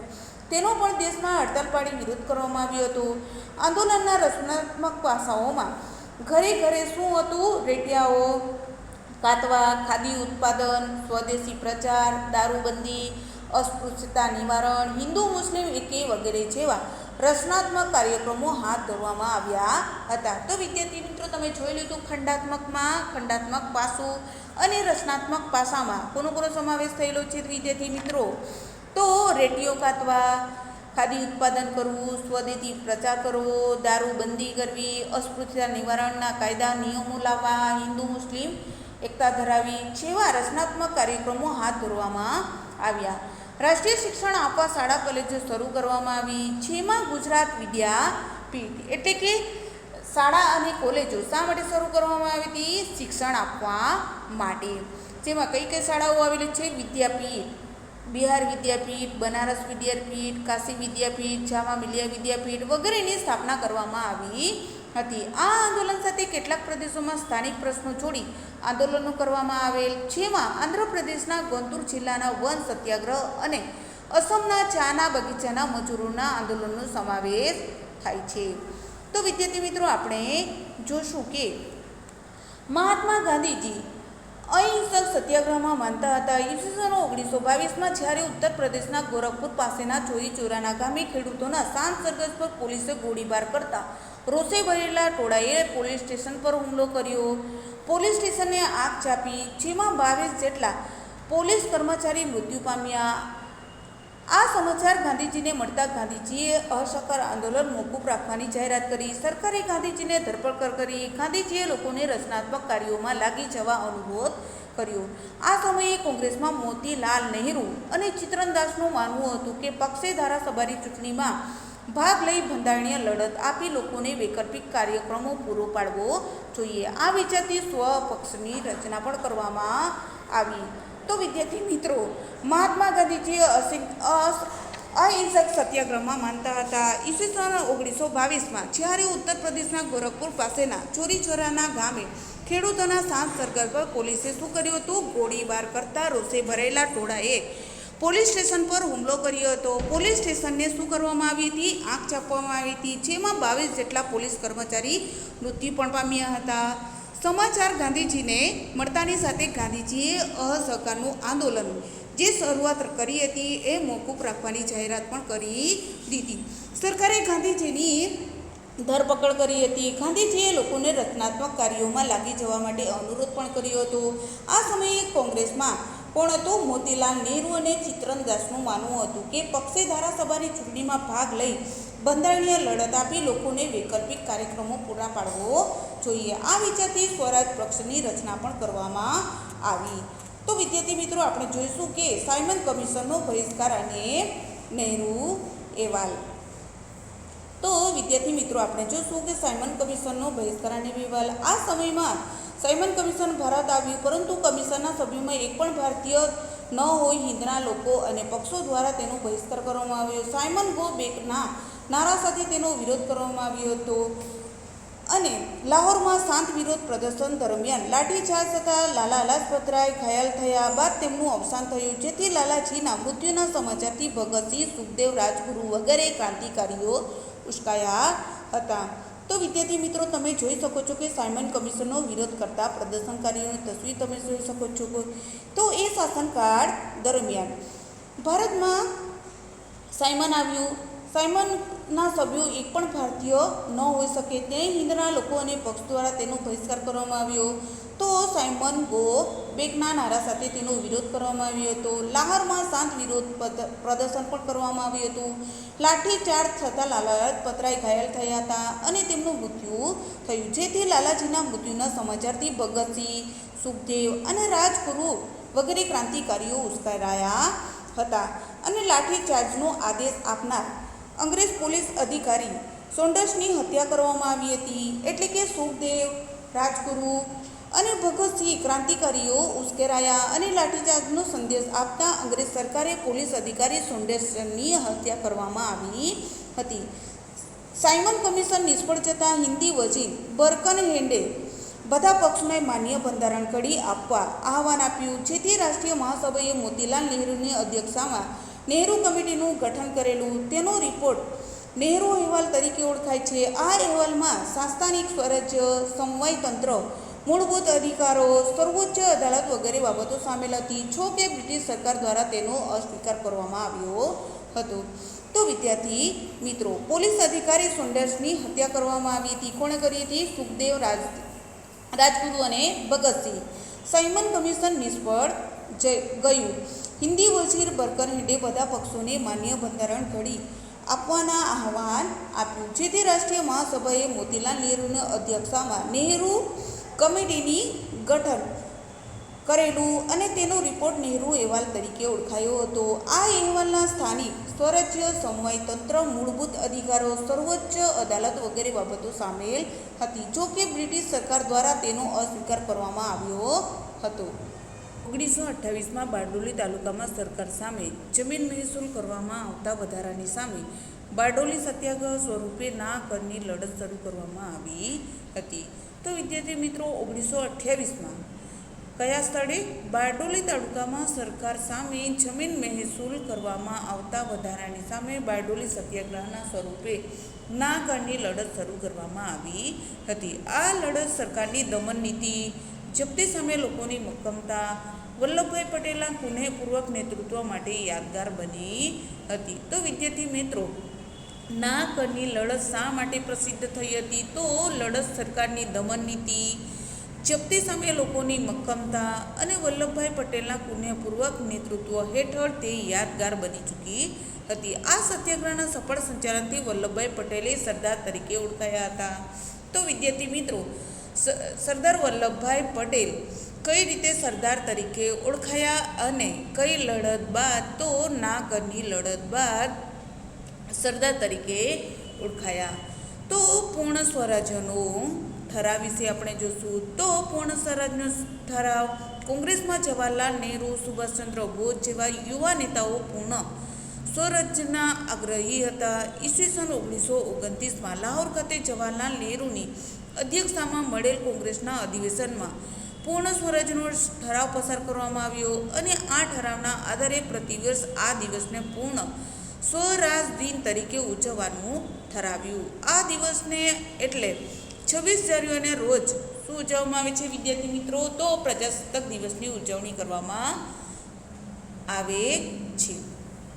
તો વિદ્યાર્થી મિત્રો, આપણે પૂર્ણ સ્વરાજમાં કોંગ્રેસના જવાહરલાલ નહેરુ હતા, સુભાષચંદ્ર બોઝ જેવા યુવા નેતાઓ મળ્યા હતા અને પૂર્ણ સ્વરાજના અગ્રણી પણ હતા. ઈસવીસન 1929માં લાહોર ખાતે એટલે કે લાહોર સ્થળે જવાહરલાલ નહેરુની અધ્યક્ષતા હેઠળ કોંગ્રેસના અધિવેશનમાં પૂર્ણ સ્વરાજનો ઠરાવ પસાર કરવામાં આવ્યો હતો અને આ ઠરાવના આધારે પ્રતિવર્ષ આ દિવસને પૂર્ણ સ્વરાજ દિન તરીકે ઓળખવામાં આવે છે. તો આ દિવસને આપણે બીજા કયા દિન તરીકે ઓળખીએ છીએ? તો 26મી જાન્યુઆરીના રોજ પ્રજાસત્તાક દિવસની ઉજવણી કરવામાં આવે છે. તો આ સમયની ક્રાંતિકારી પ્રવૃત્તિઓમાં ભગતસિંહ, બટુકેશ્વર દત્તે મધ્યસ્થ ધારાસભામાં બોમ્બ ફેંક્યો. તેમનો બોમ્બ ફેંકવાનો આશય કોઈની હત્યા કરવાનો નહીં, પરંતુ અંગ્રેજોના બહેરા કાનને ખોલવાનો હતો. તેમની ધરપકડ કરવામાં આવી, કેસ ચલાવવામાં આવ્યો. ભગતસિંહ અને તેના સાથીદારોને ફાંસીની સજા થઈ. બંગાળના ક્રાંતિકારી જતીનદાસે જેલમાં ખરાબ ખોરાક અને ખરાબ વર્તન સામે આજીવન ઉપવાસ શરૂ કર્યો અને 64મા દિવસે તેમનું અવસાન થયું. તો વિદ્યાર્થી મિત્રો, આ સમયની જે ક્રાંતિકારી પ્રવૃત્તિઓ કરવામાં આવી હતી એમાં કોણે કોણે ભાગ લીધો હતો? તો ભગતસિંહ અને બટુકેશ્વર દત્તે. મધ્યસ્થ ધારાસભામાં તેમણે બોમ્બ ફેંક્યા હતા. તેમનો બોમ્બ ફેંકવાનો માત્ર એટલો જ આશય નહોતો કે એ લોકોની હત્યા કરવાનો, પરંતુ અંગ્રેજોના જે બહેરા કાન થઈ ગયા છે એમને ખોલવાનો હતો, જેના પરિણામ સ્વરૂપ તેમની ધરપકડ કરવામાં આવી હતી અને એમના ઉપર કેસ ચલાવવામાં આવ્યો હતો. ભગતસિંહ અને તેમના સાથીદારોને ફાંસી કરવામાં આવી હતી. બંગાળના ક્રાંતિકારી જતીનદાસે જેલમાં કેવો ખોરાક આપવામાં આવતો? ખરાબ, એટલે કે જે ખાઈ શકાય નહીં એવો ખોરાક આપવામાં આવતો અને એમની સાથે દુર્વ્યવહાર એટલે કે ખરાબ વર્તન પણ કરવામાં આવતું. આથી તેઓ આજીવન ઉપવાસ શરૂ કર્યા અને 64મા દિવસે તેમનું અવસાન થયું હતું. તો વિદ્યાર્થી મિત્રો, આપણે જોશું કે દાંડી કૂચ. ઈસવીસન 1930માં ગાંધીજીએ જાહેર કરેલ કે મીઠાના અન્યાયી કાયદાનો ભંગ કરવા તે યાત્રા કાઢશે. આ સમયે મીઠાના ઉત્પાદન અને વેચાણ ઉપર અંગ્રેજી સરકારનો એક અધિકાર હતો. મહાત્મા ગાંધી અને અન્ય રાષ્ટ્રીય નેતાઓનું માનવું હતું કે મીઠા પર વેરો નાખવો પાપ છે, કારણ કે તે આપણા ભોજનની પાયાની જરૂરિયાત કહી શકાય. તો વિદ્યાર્થી મિત્રો, દાંડી કૂચ ક્યારે થઈ હતી? તો ઈસવીસન 1930માં ગાંધીજીએ જાહેર કરેલ કે મીઠાના અન્યાયી કાયદાનો ભંગ કરવા તે યાત્રા કાઢશે અને આ સમયે મીઠાનું ઉત્પાદન અને વેચાણ ઉપર અંગ્રેજ સરકારનો જ માત્ર અધિકાર હતો. મહાત્મા ગાંધીજી અને અન્ય રાષ્ટ્રીય નેતાઓનું માનવું હતું કે મીઠા પર વેરો લેવો અને વેરો નાખવો એ પાપ કહી શકાય છે, કારણ કે તે આપણા ભોજનની તેમજ ભોજન પાયાની જરૂરિયાત હોય છે. કારણ કે મીઠા વગર ભોજન કેવું હોય છે? મોડું હોય છે અને તે આપણે ખાઈ શકતા નથી. તો વિદ્યાર્થી મિત્રો, ભગતસિંહની તસવીર તમે નિહાળી શકો છો. તો વિદ્યાર્થી મિત્રો, 12 માર્ચ 1930ના રોજ અમદાવાદના સાબરમતી આશ્રમથી પોતાના સાથીદારો સાથે દાંડી યાત્રાની શરૂઆત કરી હતી. તો વિદ્યાર્થી મિત્રો, દાંડી યાત્રાની શરૂઆત ક્યાંથી થઈ હતી? તો 12 માર્ચે 1930ના રોજ અમદાવાદના સાબરમતી આશ્રમથી પોતાના સાથીદારો સાથે દાંડી યાત્રાની શરૂઆત કરી હતી. 370 કિમી જેટલી કૂચ કરી અસલાલી, બારેજા, નડિયાદ, આણંદ, રાસ, જંબુસર, સુરત, નવસારી જેવા નાના મોટા ગામો શહેરમાં સભા કરી. તો વિદ્યાર્થી મિત્રો, તેમણે કેટલું અંતર કાપ્યું હતું? 370 કિમી કૂચ કરી, એટલે કે પગેથી ચાલીને અસલાલી, બારેજા, નડિયાદ, આણંદ, રાસ, જંબુસર, સુરત, નવસારી જેવા નાના મોટા ગામોએ થઈને શહેરોમાં તેમણે સભા ભરી હતી અને 5 એપ્રિલના રોજ દાંડી ગામે પહોંચ્યા. તો વિદ્યાર્થી મિત્રો, દાંડી કૂચની યાત્રા ક્યારે પહોંચી હતી. તો 5 એપ્રિલના રોજ પહોંચી હતી અને 6 એપ્રિલ સવારે દાંડી દરિયા કિનારે મીઠું હાથમાં લઈ મીઠાના કાયદાનો ભંગ કર્યો હતો. તો વિદ્યાર્થી મિત્રો, આ પણ તમને પ્રશ્ન પૂછાઈ શકે છે કે મીઠાના કાયદાનો ભંગ કઈ તારીખે કરવામાં આવ્યો હતો? તો વિદ્યાર્થી મિત્રો 6 એપ્રિલે અને 5 એપ્રિલે તેઓ દાંડી કૂચે પહોંચે છે. અને આ સાથે સવિનય કાનૂન ભંગ લડતનો પ્રારંભ શરૂ થયો હતો. દાંડી સાથે મીઠાના કાયદાનો ભંગ કરવા સવિનય સત્યાગ્રહ અને એ ભંગોમાં શરૂઆત થયા. ગુજરાતમાં ધારણા સત્યાગ્રહની તો વિદ્યાર્થી મિત્રો દાંડી કૂચ યાત્રાની તે સમયની તસવીર તમે નિહાળી શકો છો. તો વિદ્યાર્થી મિત્રો, દાંડી કૂચ યાત્રા ક્યારે થઈ હતી? તો 12 માર્ચ 1930ના રોજ અમદાવાદના સાબરમતી આશ્રમથી પોતાના સાથીદારો સાથે યાત્રા કરવામાં આવી હતી. તો વિદ્યાર્થી મિત્રો, આપણે આગળ જોશું. ગુજરાતમાં ધરાશણા સત્યાગ્રહની જાહેરાત ગાંધીજીએ કરી ત્યારે 5 મે 1930ના રોજ તેમની ધરપકડ કરવામાં આવી. તેમને યરવડા જેલમાં મોકલવામાં આવ્યા. ગાંધીજીની ધરપકડ થતાં સત્યાગ્રહની આગેવાની કોણે લીધી હતી? અબ્બાસ સાહેબ તૈયબજીએ લીધી. એટલે કે આ જે ધરાશણા સત્યાગ્રહ કરવાની જાહેરાત કરી કોણે કરી? ગાંધીજીએ. ત્યારે 5 મે 1930ના રોજ તેમની ધરપકડ કરવામાં આવી હતી અને તેમને યરવાડા જેલમાં મોકલવામાં આવ્યા. ગાંધીજીની ધરપકડ થતાં સત્યાગ્રહની આગેવાની કોણે સ્વીકારી હતી? તો અબ્બાસ સાહેબ તૈયબજીએ. તેમની પણ ધરપકડ થતાં સત્યાગ્રહની આગેવાની કોણે લીધી હતી? સરોજની નાયડુએ.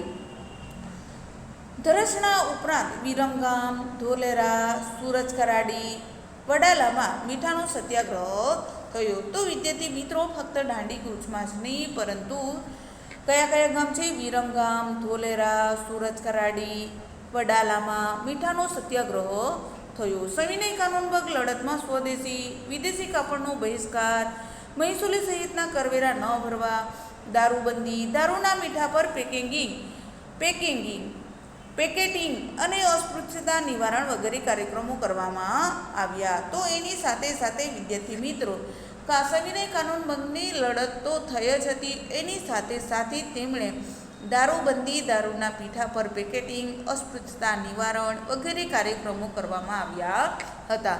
જેમાં કોણે ભાગ લીધો હતો? ખેડૂતો, આદિવાસીઓ ભાગ લીધો હતો, સ્ત્રીઓ મોટી સંખ્યામાં ભાગ લીધો હતો. સરહદ પ્રાંતના વિસ્તારમાં સરહદના ગાંધી ખાન કોણ છે?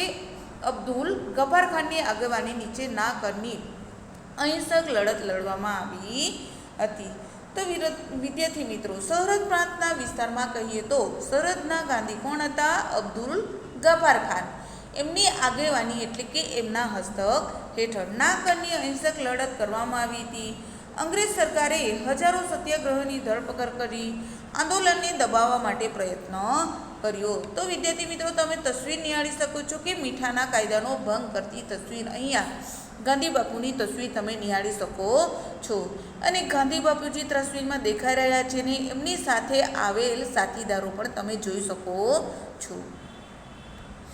ભારતને કેવા પ્રકારનું બંધારણ આપવું તથા સુધારા આપવા તેની ચર્ચા કરવા ગોળમેજી પરિષદનું આયોજન થયું. પ્રથમ ગોળમેજી પરિષદ કોંગ્રેસની ગેરહાજરીના કારણે નિષ્ફળ ગઈ. તો વિદ્યાર્થી મિત્રો, ભારતને કેવા પ્રકારનું બંધારણ આપવું, એમાં સુધારા કરવા, એની ચર્ચા કરવા માટે ગોળમેજી પરિષદનું આયોજન કરવામાં આવ્યું હતું.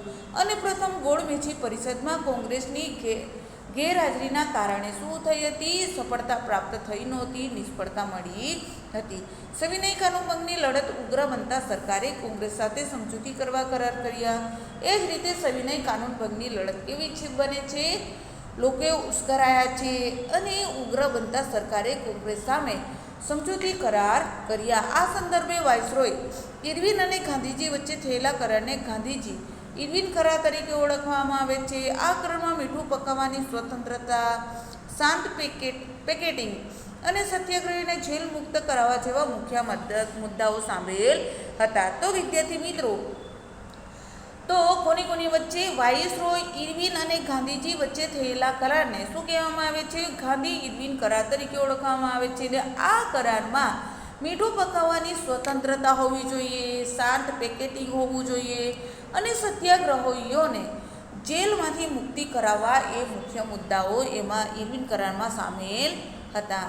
ઈસવીસન 1931માં બીજી ગોળ મેજી પરિષદમાં ગાંધીજીએ હાજરી આપી હતી. તો વિદ્યાર્થી મિત્રો, ગાંધીજીએ કઈ ગોળ મેજી પરિષદમાં હાજરી આપી હતી? તો ઈસવીસન 1931ની બીજી ગોળ મેજી પરિષદમાં ગાંધીજીએ હાજરી આપી હતી.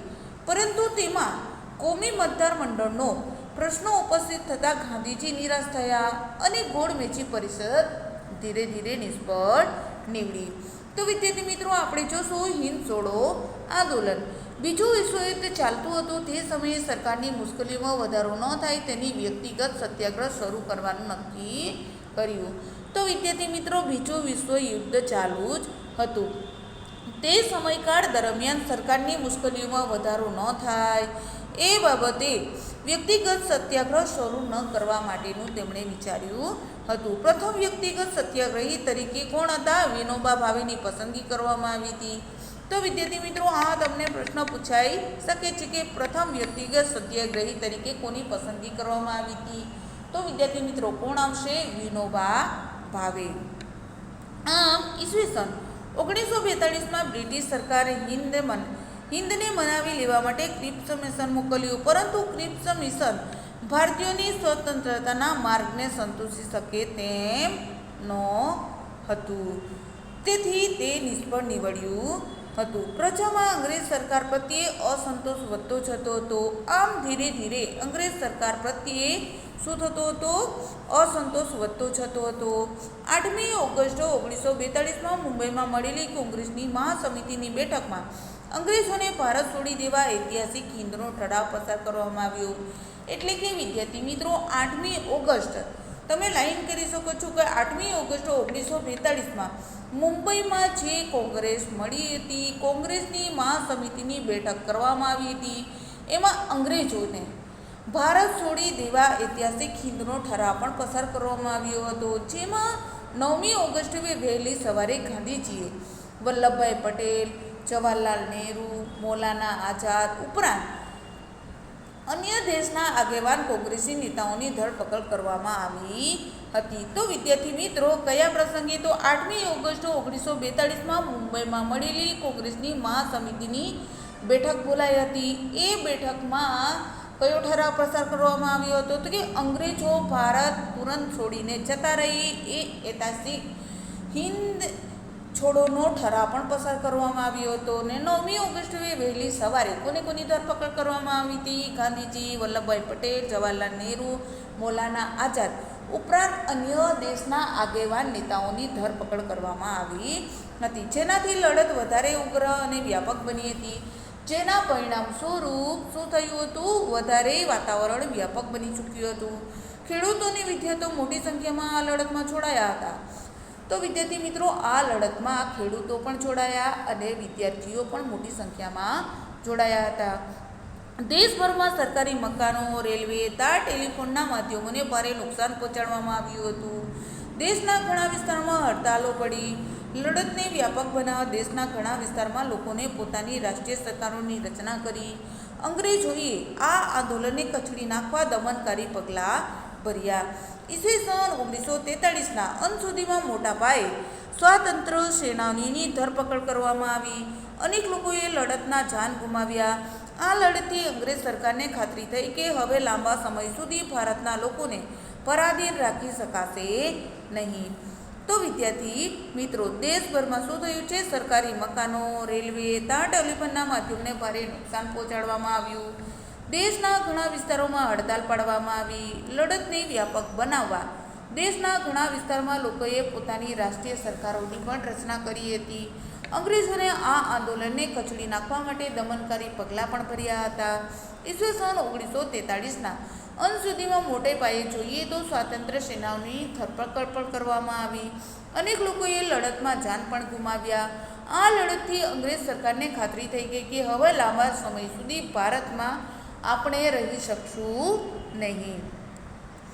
આમ સુભાષચંદ્ર બોઝ અને આઝાદ હિંદ ફૌજ, સુભાષચંદ્ર બોઝ અને આઝાદ હિંદ ફૌજ બીજા વિશ્વયુદ્ધ દરમિયાન પણ આઝાદી માટે ક્રાંતિકારી પ્રવૃત્તિઓ અને સશસ્ત્ર ક્રાંતિના પ્રયાસો ચાલુ થતા, એટલે કે બીજા વિશ્વયુદ્ધ બાદ આઝાદી માટે ક્રાંતિકારી પ્રવૃત્તિઓની શરૂઆત જ હતી, તેમજ સશસ્ત્ર ક્રાંતિના પ્રયાસોની પ્રવૃત્તિઓ પણ ચાલુ જ હતી, જેમાં સુભાષચંદ્ર બોઝે મુખ્ય હતા. તેમાં સૌથી મહત્વના નેતા કહી શકાય તો એ કોણ છે? સુભાષચંદ્ર બોઝ. સુભાષચંદ્ર બોઝનો જન્મ 23 જાન્યુઆરી 1857ના રોજ ઓડિશાના કટક શહેરમાં થયો હતો. તો વિદ્યાર્થી મિત્રો, આ તમને પ્રશ્ન પૂછાઈ શકે છે કે ચંદ્ર બોઝનો જન્મ ક્યારે થયો હતો? તો વિદ્યાર્થી મિત્રો, ક્યારે થયો હતો? 23 જાન્યુઆરી 1857ના રોજ ઓડિશાના કટક શહેરમાં થયો હતો. ICS જેવી મુશ્કેલી પરીક્ષા પાસ કરતા છતાં પણ અંગ્રેજોને નોકરી ન સ્વીકારી દેશ સેવામાં જોડાયા હતા. એટલે કે વિદ્યાર્થી મિત્રો, એમણે સુભાષચંદ્ર બોઝે ICSની પરીક્ષા પાસ પણ કરી હતી. તો એમણે અંગ્રેજોની નોકરી સ્વીકારવા કરતાં તેમણે દેશ સેવામાં લાગી ગયા હતા. રાષ્ટ્રીય મહાસભા કોંગ્રેસના સક્રિય કાર્યકર બની ગયા. તેઓ હરિપુરા બારડોલી ઈસવીસન 1938 અને ત્રિપુરા ઈસવીસન 1939 એમ 2 વર્ષ પ્રમુખ તરીકે ચૂંટાયા હતા. થોડા સમય બાદ કોંગ્રેસના, તો વિદ્યાર્થી મિત્રો તમે નિહાળી શકો છો કે આઝાદ હિંદ ફૌજની તસવીર તમે નિહાળી શકો છો. તો આ વિદ્યાર્થી મિત્રો, હરિપુરા બારડોલી અને ત્રિપુરા ઈસવીસન 1939માં એમ 2 વર્ષ પ્રમુખ તરીકે ચૂંટાયા. થોડા સમય બાદ કોંગ્રેસના ટોચના નેતાઓ સાથેના વૈચારિક મતભેદના કારણે કોંગ્રેસમાંથી રાજીનામું આપી દીધું અને અલગ તેમને ફોરવર્ડ બ્લોક નામના રાજકીય પક્ષની સ્થાપના કરી હતી. તો વિદ્યાર્થી મિત્રો, થોડા સમય બાદ તેઓ કોંગ્રેસમાં રહ્યા અને કોંગ્રેસમાં રહ્યા બાદ ટોચના નેતાઓ સાથે વૈચારિક શું થયું છે? વિચારણા અનુસાર મતભેદો ઉદ્ભવ્યા હતા, જેના કારણે તેમણે કોંગ્રેસમાંથી રાજીનામું આપે છે અને પોતે ફોરવર્ડ બ્લોક નામના નવા રાજકીય પક્ષની સ્થાપના પણ કરે છે. બીજા વિશ્વયુદ્ધ સમયે અંગ્રેજ સરકારની નીતિઓના વિરોધનો પ્રચાર કરતા તેમની ધરપકડ થઈ. જેલમાં રાજકીય કેદીઓ સાથે અંગ્રેજ સરકાર યોગ્ય વ્યવહાર કરતી ન હોય જેલમાં આમરણત ઉપવાસ શરૂ કર્યા હતા. એટલે કે બીજા વિશ્વયુદ્ધ દરમિયાન અંગ્રેજ સરકારની નીતિઓનો વિરોધ તેમજ પ્રચાર કરતા તેમની ધરપકડ થઈ હતી અને જેલમાં રાજકીય કેદીઓ સાથે અંગ્રેજ સરકાર શું કરતું? યોગ્યપણે વ્યવહાર કરતું નહોતું. જેલમાં તેમણે ઉપવાસો શરૂ કર્યા, પણ તબિયત ધીરે ધીરે એમની બગડવા લાગી. તેમના નિવાસસ્થાને નજરકેદ રાખવામાં આવ્યા હતા, કારણ કે તેમની તબિયત કેવી થતી હતી? ખરાબ થતી, જેના પરિણામ સ્વરૂપ તેમના નિવાસસ્થાને જ તેમને નજરકેદ રાખવામાં આવ્યા હતા. ત્યાં તક મળતા જ એક દિવસ તેઓ પઠાણનો વેશ ધારણ કરી કોલકાતાથી અફઘાનિસ્તાન, બર્લિન થઈ જાપાન પહોંચ્યા. રાસબિહારી બોઝની સહાયથી ત્યાં આઝાદ હિંદ ફૌજની સ્થાપના કરી. તો વિદ્યાર્થી મિત્રો, પોતાના સ્થાને એમને શું કરવામાં આવે છે? નજરકેદ.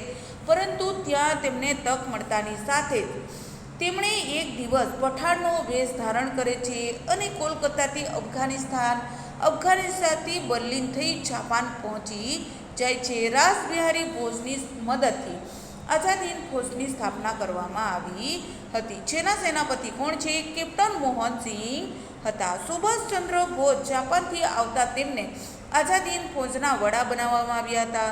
તેમને ફૌજનું સંસ્કરણ હાથ કરી તેમાં નવું જોમ ઉમેર્યું. તેમણે ચલો દિલ્હી અને તુમ મુઝે ખૂન દો મેં તુમ્હે આઝાદી દૂંગા જેવા સૂત્રો આપ્યા હતા. તો વિદ્યાર્થી મિત્રો, તેમણે કયા 2 સૂત્રો આપ્યા હતા? તો કયા? ચલો દિલ્હી અને તુમ મુઝે ખૂન દો મેં તુમ્હે આઝાદી દૂંગાનું સૂત્ર આપ્યું હતું. તેમને હિંદના અગ્રીમ નેતાઓ જેવા કે મહાત્મા ગાંધીજી, પંડિત જવાહરલાલ નહેરુ, મૌલાના આઝાદ વગેરેના નામ પરથી લશ્કર બ્રિગેડની રચના કરી હતી અને એક મહિલા બ્રિગેડની પણ રચના કરવામાં આવી હતી, જેને લક્ષ્મીબાઈ બ્રિગેડ નામ આપવામાં આવ્યું હતું. આમ આઝાદ હિંદ ફૌજે પૂર્વ સરહદે આરાકાન, ઇમ્ફાલ વિભાગમાં કેટલાક વિજયો મેળવ્યા બાદ પણ બીજા વિશ્વયુદ્ધમાં જાપાનની સ્થિતિ બદલાતા પુરવઠાની તંગી સર્જાતા ભારે વરસાદમાં ભૂખમરો પ્રાકૃતિક પ્રકૃતિના સર્જાતા આઝાદ હિંદ ફૌજની પીછેહઠ થઈ. એટલે કે હિંદ ફૌજે પૂર્વ સરહદ, આરાકાન, ઇમ્ફાલ વિભાગમાં કેટલાક વિજયો પણ પ્રાપ્ત કર્યા હતા અને બીજા વિશ્વયુદ્ધ બાદ જાપાનની સ્થિતિ બદલાવા માંડી હતી અને પુરવઠાની તંગી સર્જાવા લાગી હતી. ભારે વરસાદ તેમજ ભૂખમરો પ્રાકૃતિક પ્રતિકૂળતા સર્જાતા આઝાદ હિંદ ફૌજની પીછેહઠ થઈ. 18 ઓગસ્ટ 1945ના રોજ સુભાષચંદ્ર બોઝ જાપાન પરત ફરી રહ્યા હતા ત્યારે વિમાનમાં આગ લાગતા નેતાજી સખત રીતે દાઝ્યા અને અવસાન પામ્યા એમ માનવામાં આવે છે. આજે પણ આ ઘટના વણ ઉકેલી રહી છે. આનું રહસ્ય કેવું રહ્યું છે? ઉકેલાયું નથી. તો વિદ્યાર્થી મિત્રો, આપણે જોશું કે સ્વાતંત્ર્ય પ્રાપ્તિ તરફ પ્રણય. મુંબઈમાં ભારતીય નૌસેનાના સૈનિકોએ વિદ્રોહ ઈસવીસન 1946 કર્યો 47 દરમિયાન કર્યો હતો. આથી સરકારને લાગ્યું કે ક્રમશઃ તેના હાથમાંથી સરકી રહી છે. પરિણામે ઇંગ્લેન્ડના વડાપ્રધાન ભારતને પૂર્ણ સ્વરાજ આપવાની વાટાઘાટો કરવા કેબિનેટ કક્ષાના 3 પ્રધાનો ભારતમાં મોકલવાની જાહેરાત કરી. તો વિદ્યાર્થી મિત્રો, મુંબઈમાં ભારતીય નૌસેનાના સૈનિકોને વિદ્રોહ ઈસવીસન ક્યારે થયો હતો? 1946માં થયો હતો. આથી સરકારને લાગ્યું કે ક્રમશઃ એટલે કે કન્ટિન્યુ ક્રમ પ્રમાણે સેના પણ તેના હાથમાંથી ધીરે ધીરે સરકી રહી છે એવું લાગ્યું. પરિણામે ઇંગ્લેન્ડના વડાપ્રધાન કોણ છે? ભારતને પૂર્ણ સ્વરાજ્ય આપવાની વાટાઘાટો એટલે કે વાતચીત કરવામાં આવી હતી. એ દરમિયાન કેબિનેટ કક્ષાના 3 પ્રધાનો ભારતમાં મોકલવાની જાહેરાત કરી. કેબિનેટ મિશનના સભ્યોને ભારત આવી રાજકીય પક્ષના આગેવાનો સાથે મુલાકાત કરી. કેબિનેટે મિશન યોજનામાં 2 બાબતોનો સમાવેશ થતો હતો. એટલે કે આ કેબિનેટ મિશન જે હતું એમાં ફક્ત 2 બાબતોનો સમાવેશ કરવામાં આવ્યો હતો. એક લાંબા ગાળાની યોજના અને બીજી વચગાળાની યોજના. તો કઈ વિદ્યાર્થી મિત્રો? એક લાંબા ગાળાની યોજના અને બીજી કઈ? વચગાળાની યોજના. લાંબા ગાળાની યોજનામાં ભારતને હિન્દુ બહુમતીવાળા વિસ્તારો અને મુસ્લિમ બહુમતીવાળા વિસ્તારો, મિશ્ર વસ્તી એમ 3 જૂથોમાં વહેંચવામાં આવ્યું હતું. તો વિદ્યાર્થી મિત્રો, લાંબા ગાળાની યોજનામાં કઈ બાબતોનો સમાવેશ થાય છે? તો ભારતને હિન્દુ બહુમતીવાળો વિસ્તાર, મુસ્લિમ બહુમતીવાળો વિસ્તાર અને મિશ્ર વસ્તી એમ 3 બાબતોના જૂથોનો સમાવેશ કરવામાં આવ્યો હતો. જ્યારે વચગાળાની યોજના અંતર્ગત વચગાળાની સરકાર રચવાની થાય અને મુસ્લિમ લીગે મુસ્લિમો માટેની બેઠકો મુસ્લિમ લીગ દ્વારા ભરાય તેવો આગ્રહ કર્યો. એટલે કે વચગાળાની જે સરકાર હતી, વચગાળા સરકાર રચવાની થાય તો મુસ્લિમ લીગે મુસ્લિમો માટેની બેઠકો ફાળવાય, મુસ્લિમ લીગ દ્વારા ભરાય એવો તેમનો આગ્રહ હતો. અને બ્રિટિશ સરકાર તે ન સ્વીકારે તો મુસ્લિમ લીગે આ યોજના સ્વીકારવા ના પાડી. જો બ્રિટિશરો આ યોજનાને સ્વીકારે ન તો મુસ્લિમ લીગ આ યોજનાને સ્વીકારવાની ના જ પાડી હતી. દેશમાં પાકિસ્તાનની માંગણી સાથે સીધા પગલાં ભરવાની અપીલ પણ તેમણે કરી હતી. આમ કોલકાતા અને અન્ય દેશના અન્ય ભાગોમાં ભયંકર તોફાનો પણ થયા. જુલાઈ 1946માં બંધારણ સભાની રચના કરવામાં આવી. તો વિદ્યાર્થી મિત્રો, આમ દેશમાં માંગણી ન સંતોષાય તો પાકિસ્તાનની માંગણી સાથે સીધા પગલાં ભરવાની પણ અપીલ કરી. કોલકાતા તેમજ અન્ય ભાગોમાં ભયંકર કોમી રમખાણો, તોફાનો પણ ફાટી નીકળ્યા, વિગ્રહ થયા. જુલાઈ 1946માં બંધારણ સભાની રચના કરવામાં આવી અને ચૂંટણી પણ થઈ. નવી વચગાળાની સરકારમાં મુસ્લિમ લીગે વિદ્રોહી વલણ અપનાવ્યું. તેનાથી કોમી એકલાસનું વાતાવરણ જોખમાયું. કટોકટીના સમયે બ્રિટિશ વડાપ્રધાન એટલીએ ફેબ્રુઆરી 1947માં જાહેરાત કરી કે બ્રિટિશ સરકાર જૂન 1948 સુધીમાં ભારતમાંથી વિદાય લેશે. ભારતમાં વાઇસરોય તરીકે વેવલના સ્થાને માઉન્ટ બેટનની નિમણૂક કરવામાં આવી. માઉન્ટ બેટનનો હોદ્દો સંભાળ્યો ત્યારે દેશના કેટલાક ભાગોમાં હિંસક તોફાન ચાલુ હતા.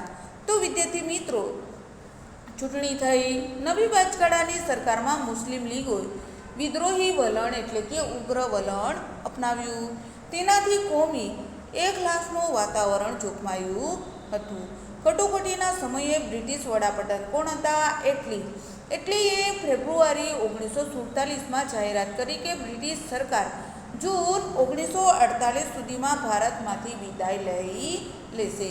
તો વિદ્યાર્થી મિત્રો કોણે જાહેરાત કરી? તો બ્રિટિશ વડાપ્રધાન કોણ હતા? એટલીએ ફેબ્રુઆરી 1947માં જાહેરાત કરી કે બ્રિટિશ સરકાર જૂન 1948 સુધીમાં ભારતમાંથી વિદાય લઈ લેશે. ભારતમાં વાઇસરોય તરીકે વેવલના સ્થાને કોણ આવ્યું હતું? માઉન્ટ બેટનની નિમણૂક કરવામાં આવી હતી. માઉન્ટ બેટને હોદ્દો સંભાળ્યો ત્યારે દેશના કેટલાક ભાગોમાં શું હતું? હિંસક તોફાનો શરૂ હતા. લીગના સભ્યોના અસહકાર ભર્યા વલણને કારણે વચ કરારની સરકાર કામ કરી શકતી નહોતી. કોંગ્રેસ અને લીગ વચ્ચે સમાધાન શક્ય ન બનતા માઉન્ટ બેટને હિંદના ભાગલા કરવાનો નિર્ણય લીધો હતો. એટલે કે કોંગ્રેસ અને લીગ વચ્ચે સમાધાનકારી વલણ ન શક્ય હતું, જેના પરિણામ સ્વરૂપ માઉન્ટ બેટને હિંદના ભાગલા કરવાનો નિર્ણય લીધો. અનેક સ્વાયત્ત અને વિરોધી એકમો વાળી નિર્ભર કેન્દ્ર સરકાર કરતાં કેન્દ્રને આધીન એવા વહીવટી એકમો સાથેની સુદૃઢ કેન્દ્ર સરકાર ધરાવતું હિંદ વધારે શાંતિ ભોગવી શકશે. એટલે કે વિદ્યાર્થી મિત્રો, એક સ્વાયત્તતા એટલે કે એક સ્વતંત્રતા વિરોધી એકમો વાળી નિર્ભર કેન્દ્ર સરકાર કરતાં કેન્દ્રને આધીન એટલે કે કેન્દ્રમાં રહીને એવા વહીવટી એકમો સાથેની સુદૃઢ એવી કેન્દ્ર સરકાર ધરાવતું હિંદ વધારે શાંતિ ભોગવી શકશે તેવી માઉન્ટ બેટનની દલીલ જવાહરલાલ, સરદાર પટેલ અને કોંગ્રેસના અન્ય નેતાને યોગ્ય લાગી. એટલે કે આ જે કેન્દ્ર સરકારની જે અપીલ હતી એ બ્રિટિશરોની જે અપીલ હતી એ કયા કયા નેતાઓને સારી લાગી? તો જવાહરલાલ નહેરુ, સરદાર પટેલ અને કોંગ્રેસના અન્ય નેતાઓને યોગ્ય એટલે કે સારી લાગી. માઉન્ટ બેટન યોજના પ્રમાણે જુલાઈ 1947માં હિંદ સ્વાતંત્ર્ય ધારો પસાર થયો. તો વિદ્યાર્થી મિત્રો, તમને એક વાક્યનો પ્રશ્ન પૂછાઈ શકે છે કે હિંદ સ્વાતંત્ર્ય ધારો ક્યારે પસાર કરવામાં આવ્યો હતો? તો જુલાઈ ઈસવીસન 1947માં હિંદ સ્વાતંત્ર્ય ધારો પસાર કરવામાં આવ્યો હતો અને તે મુજબ હિંદના બે ભાગલા ભારત અને પાકિસ્તાન થયા અને તે આ સ્વાતંત્ર્ય ધારા મુજબ હિંદ અને ભારત અને પાકિસ્તાનના ભાગલા થયા. 14 ઓગસ્ટ 1947ની મધરાત પછી 15 ઓગસ્ટ દિલ્હીના લાલ કિલ્લા પરથી બ્રિટનનો યુનિયન જેક ઉતારી તેને સ્થાને તિરંગો રાષ્ટ્રીય ધ્વજ ફરકાવી ભારતને એક સ્વતંત્ર રાષ્ટ્રનો દરજ્જો આપવામાં આવ્યો હતો. તો વિદ્યાર્થી મિત્રો, 14 ઓગસ્ટ 1947ના મધ્યરાત્રિ પછી 15મી ઓગસ્ટે દિલ્હીના લાલ કિલ્લા પરથી બ્રિટનનો શું ઉતારવામાં આવે છે? યુનિયન જેક ઉતારવામાં આવે છે. એટલે કે એમનો રાષ્ટ્રીય ધ્વજ ઉતારવામાં આવે છે અને એની સ્થાને આપણો તિરંગો રાષ્ટ્રીય ધ્વજ એટલે કે આપણો તિરંગો રાષ્ટ્રીય ધ્વજ ભારતને એક સ્વતંત્ર રાષ્ટ્રનો દરજ્જો આપવામાં આવ્યો હતો. તો વિદ્યાર્થી મિત્રો, આપણું ચેપ્ટર અહીંયા પૂર્ણ થાય છે. પ્રશ્ન 1 ખાલી જગ્યા આપો. સ્વાધ્યાય 1 થી 3 આપેલા છે.